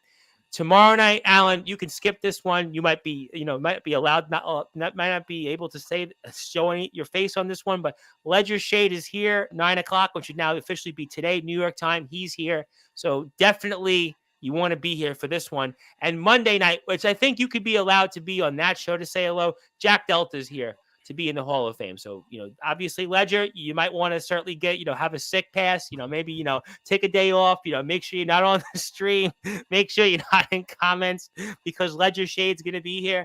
But Jack Delta, you can definitely be here for that one on Monday at 10 o'clock Eastern time. But Randy, I was curious real quick on something before I get to closing this, because I was on Neil Villapiano's podcast, actually put him in the Sportswire Radio Hall of Fame alongside you guys. But oddly enough, I don't know when this podcast has been released because he's supposed to have given me, but I'm going to leave that at that. I did put him in the Hall of Fame. If he airs it, he doesn't air it, it doesn't really matter. But I was curious, what do you think on the New Jersey Devils and the head coach situation? Because obviously, Rod Brindamore, the reason I ask, is without a contract extension, and that was the big topic to today in NHL Network, and obviously in hockey land, and Jeff Marek and Elliot Friedman were talking about this, and the New Jersey Devils, a lot has been talked about on Neil's podcast. We're talking about the ex-Edmonton Oilers head coach, Jay Woodcraft, and then also, obviously, Sheldon Keefe, who was let go by the Toronto Maple Leafs after Toronto screamed about the fact, and understandably so, that he's had no playoff success. So what do you think happens with the New Jersey Devils situation? Is there any impact with Rod Brindamore? Yeah, the New Jersey Devils coaching situation getting very interesting because when Neil and I did our podcast episode last month, if it wasn't going to be Mike Sullivan, who's still the head coach of the Pittsburgh Penguins, sounds like he is still going to take that job in for next year. Craig Berube would be the next best guy and fit to help the Devils. But the Toronto Maple Leafs have now signed him. So now the Devils, are they going to wait another wait-and-see option to see if Rod Brindamore is going to leave Carolina? Because let's face it, with Rod Brindamore, unfortunately, he hasn't got the job done in Carolina with this team. Conference finals, but with that core to not have got to a Stanley Cup final, it's disappointing. And they haven't won a game in the conference final also, Tom. That's another interesting thing. They got swept in 19 and swept last year. Correct. So this Carolina team, they can't get over the hump as well. And this year, the talk was they never had a star player and a finisher. They got Jake Gensel, and they went down 3-0 against the against the Rangers. They lost 2 games in overtime, and they lost yesterday, heartbreaking. To be fair, I mean, listen, Carolina, their win sounds like their Stanley Cup window is coming to an end, and then which I mentioned on Neil's podcast, by the way. I did mention that the playoff window should follow maybe like 4 or 5 years later. So, what wait and see. But their head coach, you have a guy like Sheldon Keefe, but do you really want a guy who had success in the regular season, never got the job done in the playoffs? But the winning percentage is, out of this world. Neil seemed like he wanted it. Neil seemed like... You have that winning percentage, but the regular season, it's great to win the regular season. Look at how many regular seasons Toronto won. automatically. They played 600 hockey every year. Yeah, Exactly, but they can never get done the playoff, and you don't want to be that team with that reputation. But Brindamore has more success than Keefe. You would still bring him absolutely. You have a guy like Jay Woodcroft who had some success in Edmonton, took them to conference final. But how things went this year in Edmonton, like the Devils can't have that after the year they had. Then you have a guy like Dean Evason who did a great job in Minnesota, and if they had more cap space, would they had gone farther? Bruce Boudreau's out there, which Todd McClellan as well. You have out there an experienced head coach. So there's a number of different guys, but I think for the Devils, if you're waiting on Rob Brindamore, you don't want to get caught in this dance where, okay, he decides to sign with the Rangers, then you lose out on other potential candidates when you're kind of left with a guy you're unsure Neil made the point that, what was Neil's? Neil's line said that, well, if you're a coach like let's say a Berube, you're obviously going to Toronto. If you're somebody else out there, maybe you're waiting a year. But he said the Devils are the premier job. That's what he said. Because this team, you have such a good up and coming young core. The core group is set in New Jersey. You just need to get a damn goalie, which is what we talked about on the podcast. I don't even know when this podcast is going to air. I thought it was going to have aired already, so I can have it, but whatever. But the point is that I was curious what your thoughts are, because Brindamore, when we did the interview, it was Wednesday night, and obviously yesterday Carolina was eliminated. But I would think that Brindamore would be at the top of their list, and then obviously with what's going on in the situation with Edmonton and Vancouver, we obviously know that's still going out there. But I think at the end of the day, the Devils, he thinks Keefe will be the favorite, but you say no.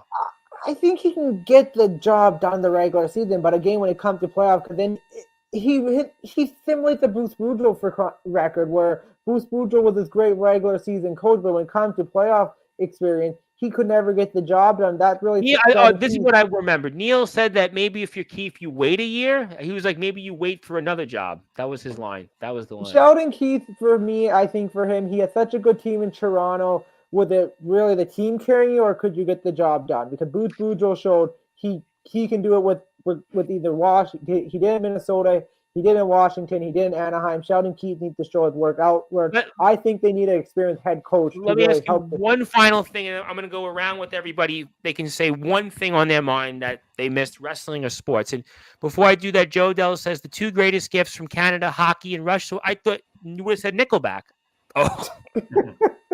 Nickelback, Canadians don't like Nickelback. Some Canadians don't like Nickelback, so I don't know. Yeah, it's funny that Canadians are so divided on Nickelback. When Nickelback, I mean, if you're a wrestling fan, they've done wrestling theme songs, and they're still selling arenas. But yeah, Rush is obviously in the Rock and Roll Hall of Fame, and they're legendary. But I was kind of saying Nickelback to be facetious, but Rush is obviously well respected, and hockey I think is great. And he didn't mention James Naismith, because Dr. Naismith is the one that invented basketball. He's Canadian. I'm surprised he didn't mention that, but different conversation for a different time. Or if you like women, you could have mentioned Pamela Anderson, because she's actually from Canada, but people are like, that's outdated. But I want to ask you one quick thing on hockey. One more. It's not even a hockey note, but I'm sure you heard the news in Arizona yesterday about the mayor and the stadium, with the issue there. And does that mean that we're going to be looking at no hockey in Arizona? What did you read by that real quick? I'm just curious. Oh, my goodness. This Arizona saga, it just keeps going on and on. Listen, until it's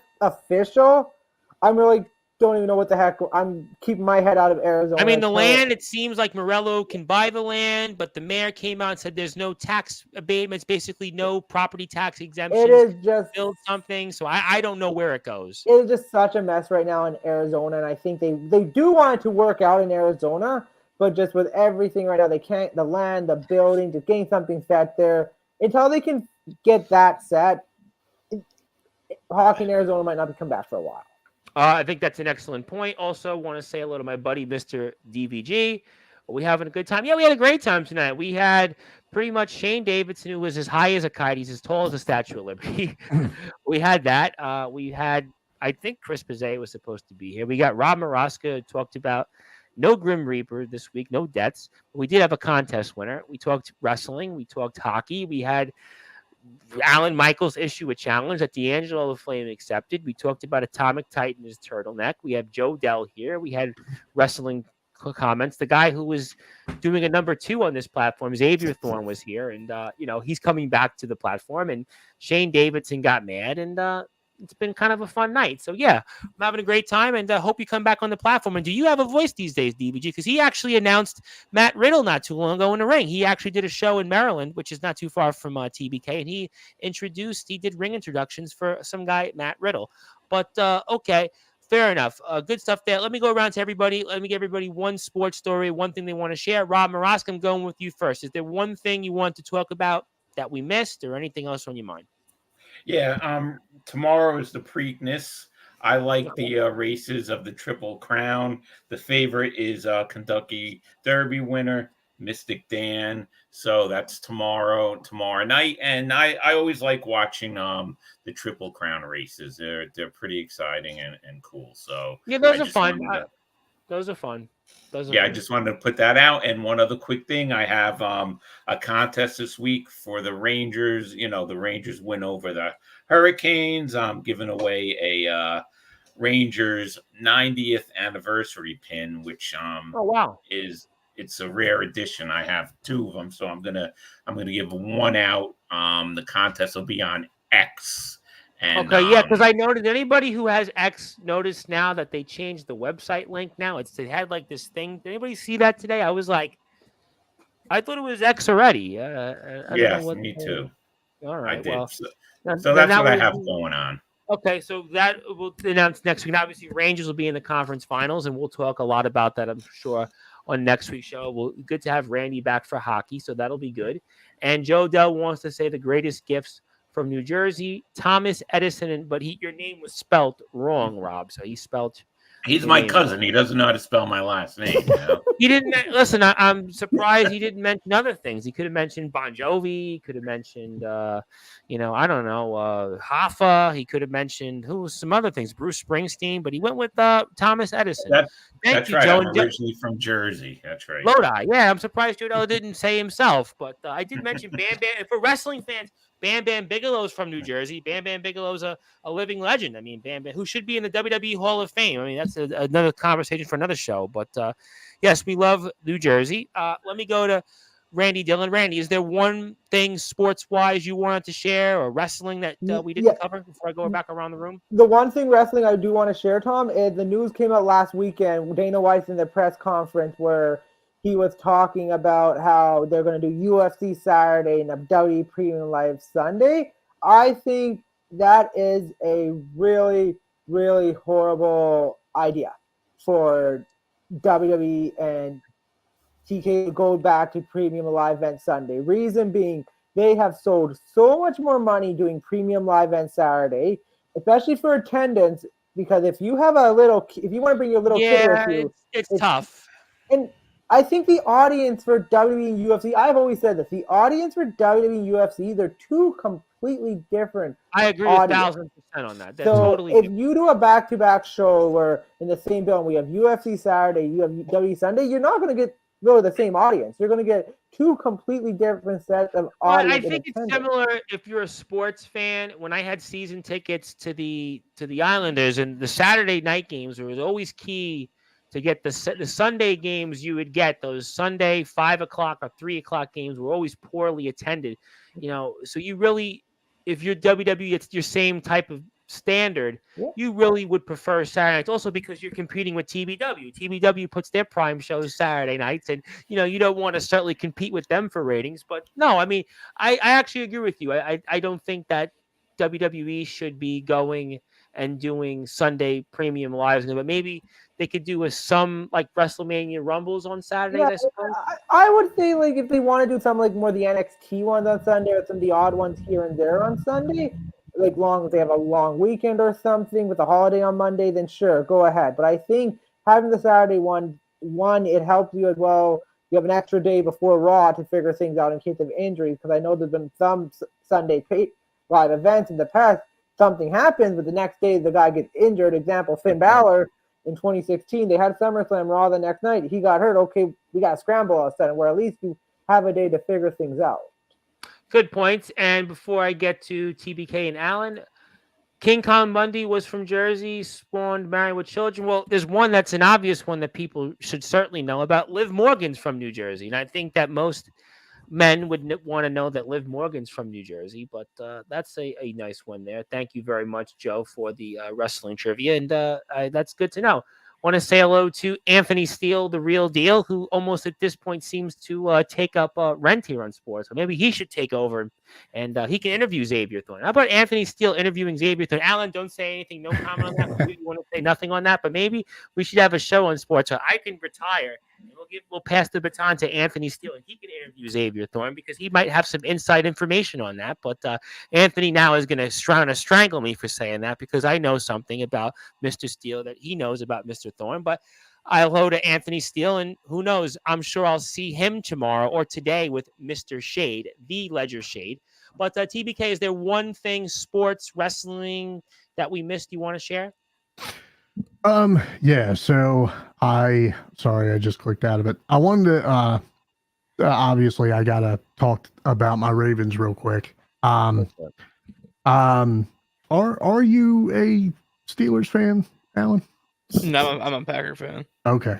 All right. Because I was gonna say that I guarantee that shirt's soft, and I bet it would feel. He's actually said that he's a Packers fan. That's why I was trying to see what was the reason why I was trying to sell some tension on Sportswire, because people always like tension on Sportswire. But Alan is actually he's a very good boy, so he was knowing that he wanted to just. All right. Well, no, I was just saying he said the shirt was comfortable or whatever, and I agree. I bet it would feel great on my ass. So.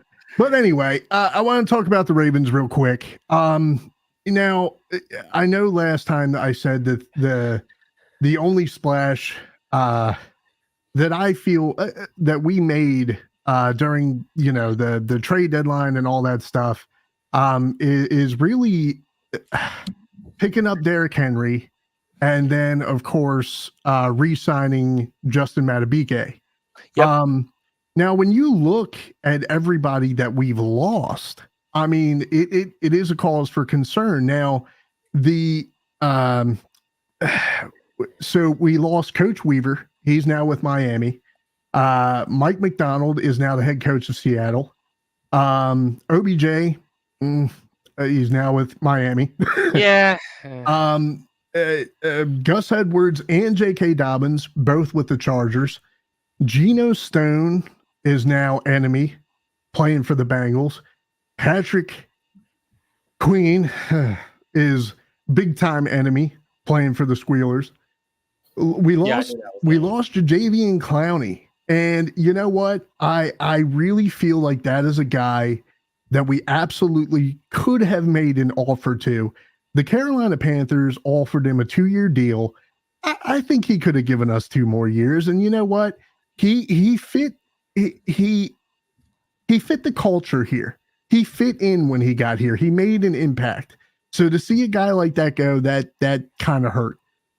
We lost Morgan Moses to the Jets. Now, the reason why I bring up the Chargers, the Bengals, and the Steelers is because we play them. They're on our schedule this year. That's all guys who can give insight about this organization because they've been here for a minute, which is always a cause for concern. Geno Stone playing for the Bengals, who really, I mean, I think at one point in time, now Ravens fans don't come at me, bro, because I'm about as diehard as they get. But I would say at one point in time, the Ravens Steelers rivalry back in the Ray Lewis and Roethlisberger days, that was the rivalry. Now, I think the rivalry has shifted just a bit to Lamar Jackson and Joe Burrow. So the reason why I say that is if you look at a guy like Geno Stone, Geno was kind of a dark horse until last year. He was responsible for not only the most interceptions on the team, but at one point in time held the interception stat for the league. So now you got a guy who knows this team very, very well going up against Lamar. Should he be worried? Absolutely. It's still Lamar Jackson. And real quick, I also want to touch on, we're going to touch on PQ real quick. Bro, you could have gone anywhere. You could have gone, well, maybe not. Maybe the Steelers was your only offer. But you chose to go to Pittsburgh. Brother, good luck to you. And I want to see how he performs without Roquan by his side, because I don't care what you say. I've seen a lot of people who've been like, oh, PQ was just fine. PQ was just fine. No, he wasn't. He was not just fine until Roquan came onto that field and PQ started playing like his job was on the line, because it absolutely was. That being said, I want to see Derrick Henry run his ass the hell over. And you know what? But hey, if anything, just to be somewhat professional, I guess, the guy that PQ is going to be playing next to now in TJ Watt is no slouch. So who knows? Maybe he goes to Pittsburgh and does well. As far as I'm concerned, I certainly hope he doesn't, because reasons I'm not going to. But anyway, so I'm very interested to see what happens there. Last thing I'm going to say, I'm going to get out of the way. Again, bringing back up Geno Stone. Now that we lost a guy who was such a big impact, the cause for concern is Marlon Humphrey. He can't stay healthy. He's been getting burned deep here lately. And again, the only real big splash, if you want to call it a big splash, because the guy's a rookie, it was Nate Wiggins. So, I mean, you got guys like Kyle Hamilton, who like I said, that kid is an absolute stud. Not worried about him at all. But I am a little bit concerned about Marlon. I want to get your opinion, Tom. If Marlon doesn't produce and can't stay healthy this year, do we keep him around next year, or do we let him go? I think it's going to be a question on what we see during the regular season. I think at the end of the day, those are questions I'm sure we'll certainly ask as we get closer into training camp. And obviously the NFL also released their schedules. Yep. Maybe we'll talk a little bit about that next week, although we do have the competitive eating contest, obviously at 10 o'clock, and we certainly want everybody to get into it. But yeah, definitely a lot to get into in the NFL. And I know people are saying, well, it's May 17th, but that means we're a little closer to training camp, a little closer to the season starting. So I know people are saying, Rob Moroska's a Met fan, baseball, and it's over, but we're only a few months away to football. Obviously, I know we're in prime time for certain sports, but NFL. Yeah, one more, because I got to go to Alan real quick. Yep. Sorry, my bad, Alan. I just thought about this. You're a football fan, so I want your opinion too. Roger Goodell brought up something that I have been saying for a while. He said that he would absolutely be okay with doing away with the preseason. Do you guys feel like preseason is necessary? Yes. Especially with training camp and all? Like, I know you're trying to give your other guys, your other stringers, a chance at having some playing time and making the team. But isn't that what training camp's for? To weed out the, Preseason is, I feel like 4 games for preseason is excessive. Yeah. I think 2 games. Two yep. games. We'll call it, but you can't cut it out, because in the preseason, teams, especially teams who made a lot of acquisitions in the offseason, are still getting used to playing together. So it gives them a couple quarters and to. There's one thing that will never formally allow the preseason to be basically voided, and that's the union, because that means there's jobs being cut, and the union would never allow the preseason to be fully eliminated, because that means there are jobs, there are roster spots, guys get signed to something. So I don't feel like the union would allow the preseason to be. It's an interesting conversation. I definitely want to talk about the schedule being released a little bit next week on the show. I definitely think that'll be a fun topic, because that we can talk about that. People always love the football talk, and Anthony Steele says, "Go Pack, go!" And okay, fine. And Liv is from Elmwood Park. Yes, absolutely. But Alan, I want to give you you are kind of the last one for this. I'll get to closing thoughts. People will plug their socials after this. But anything else we're missing from you? If you'd mind, I'll probably tie all mine in because I'm probably finna head on out of here. You got big things to worry about. You got D'Angelo the Flame. You got eating, digestive systems to prepare for. So yeah, you can go. We can say maybe the best for first, or maybe the biggest for first. But you can certainly have the closing thoughts and tie in what you want to say. Go ahead. Floor is yours. Gotcha. Randy, real quick, you said something earlier that really piqued my interest, and now I have to ask you this question. Oh. What do you think of Kirk Cousins? Football? What do you think of Kirk Cousins? Do you watch any football? I do not watch football. I see what you watch football. Well, listen, you said something about a guy being really good in the regular season, but then just stinking it up in the playoffs. Hockey, yes. What was his name? Hockey, yeah. What was his name? We're Sheldon talking about. Keefe. Yeah, we're talking about in hockey. Sheldon Keefe. Yep. Yeah, Sheldon Keith. Yeah, Kirk Cousins is the Sheldon Keith of the NFL. I see what you did, Alan. You did your hot take there because you had to get your Kirk Cousins moment in there. Clever there, Alan. Certainly trying to stay trendy. I see you changed lanes there with that. That's why you're the trendsetter. I see what you did there. Clever move there, Alan. Calling Rob Maraska the Grim Reaper. Randy Dillon mentions a hockey coach. You used it in a way to talk about Kirk Cousins. Certainly shows that you have more, let's say, alertness than your one-time colleague and one-time enemy, Shane Davidson, did tonight. But yeah, it's going to be a really fun week next week. I'm really excited for the eating contest. Me too. Me too. Anniversary 7's coming up here soon. I can't wait for Anniversary 7. Excited to face off against D'Angelo. Have a pretty good match there. And, I'm going to ask the Ledger. I know you're not going to be watching it, but I'm going to ask the Ledger about this match tomorrow. I'm going to just telling you, I'm going to ask the Shade about this match. He said I could ask him about you. I gotcha. No comment, right? No comment. I am going to bid y'all adieu, but it was great seeing y'all, and I will see y'all next week as well. And I'll be sure to tell that the Shade that you gave him his regards. See you later, Alan. Peace. Let Alan go here because he's not really allowed to comment on my guest, who is the Ledger Shade. But different conversation for different time. Let's go to closing thoughts. Rob Maraska, you're up first. I want to give you the floor. Anything else you want to plug, share, or say? Go for it.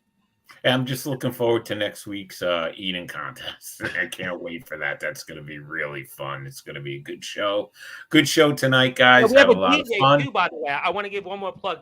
We have a live DJ June 5th.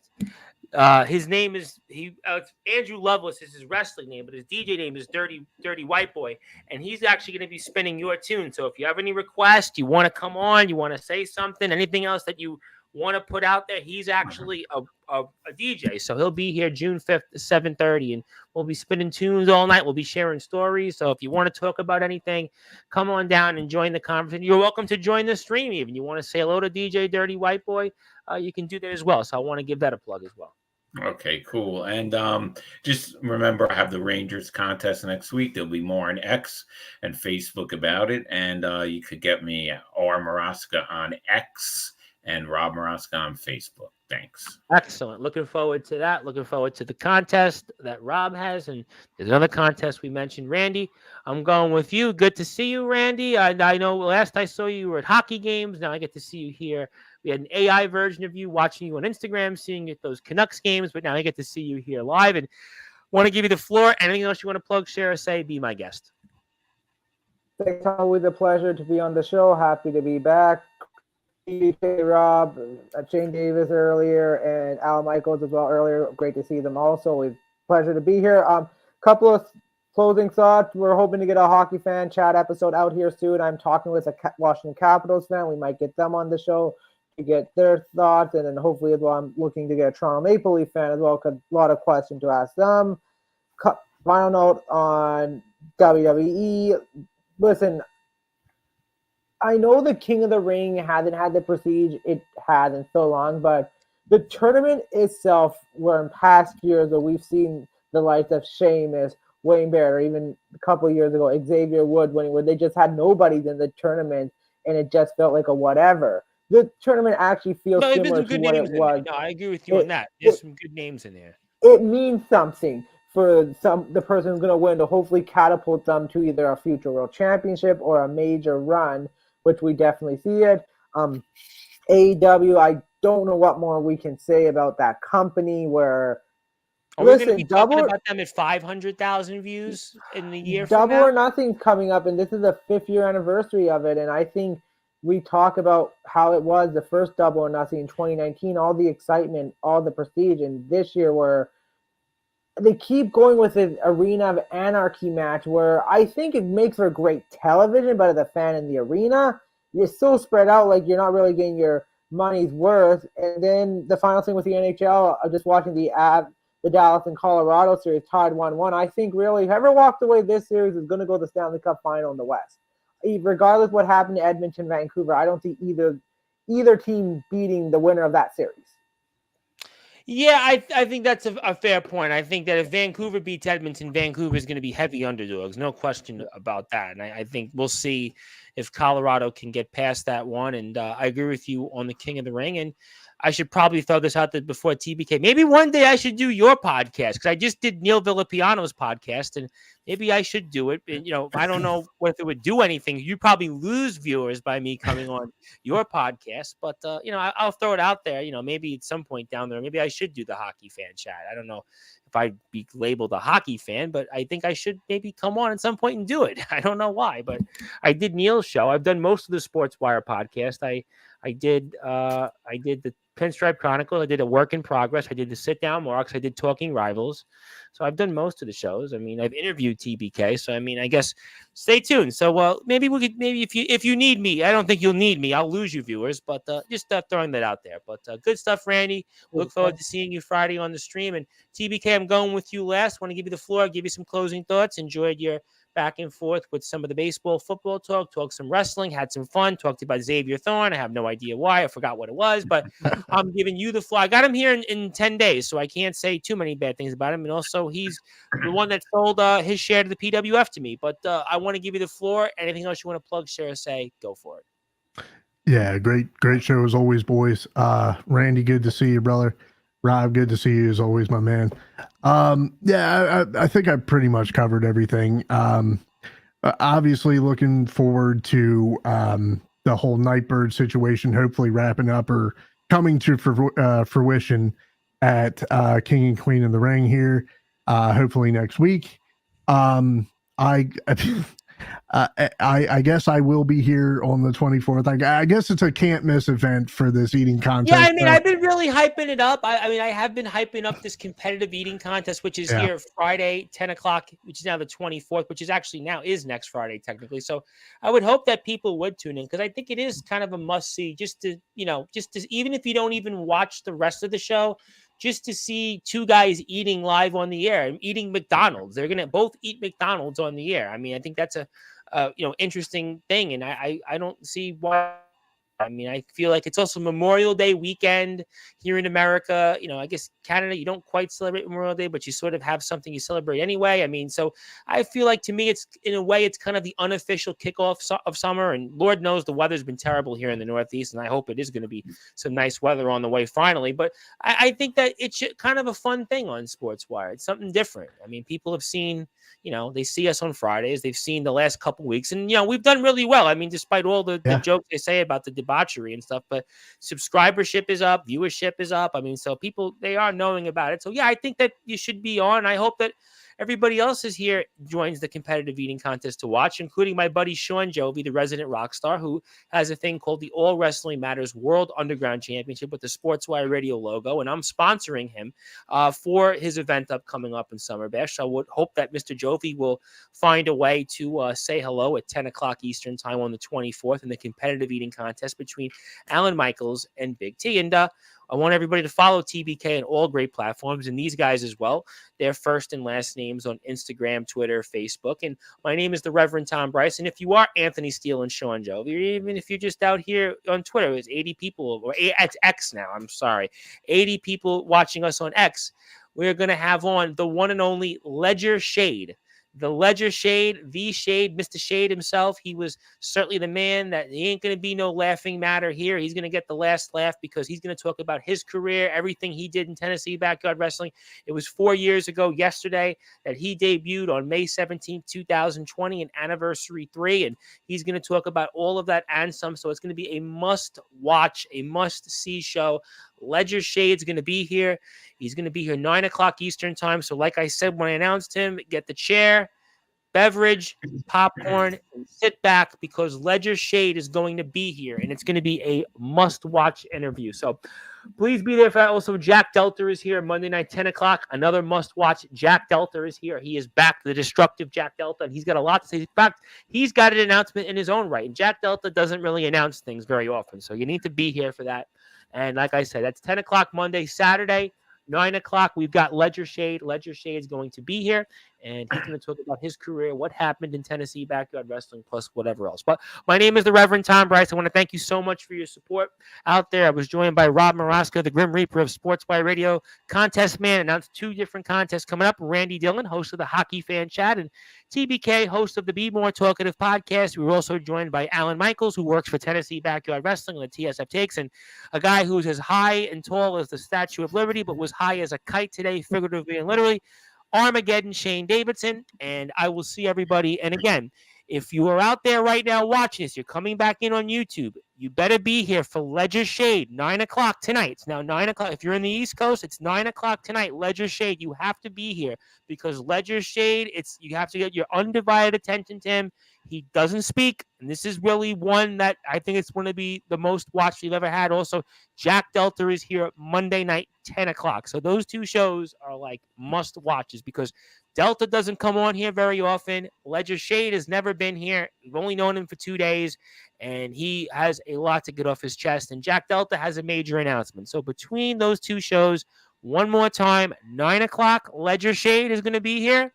And at 10 o'clock Monday night, the destructive Jack Delta, who goes into the Sportswire Radio Hall of Fame alongside these 3 individuals. So I hope you be here for that. But until then, good morning, good afternoon, good evening, wherever you are. On the number one, global radio station that is Sportswire Radio. And hit that sub button for us on YouTube at Sportswire Radio 6579. We are closing in on 700 subscribers. You better help me get there. Also, Mr. Jovi would like to ask, is Jack Delta announcing his entry in the qualifiers? I don't know that answer. In fact, Sean Jovi, before I go, I promise we'll go after this. Sean Jovi, I want you to do me a favor, Sean Jovi. I know you're watching and listening to this. Why don't you even ask Ledger Shade tonight, 9 o'clock Eastern time, if he would want to enter in the All Wrestling Matters qualifying thing that you have going on, which obviously I'm sponsoring you in here at Summer Bash, July 5th to July 7th.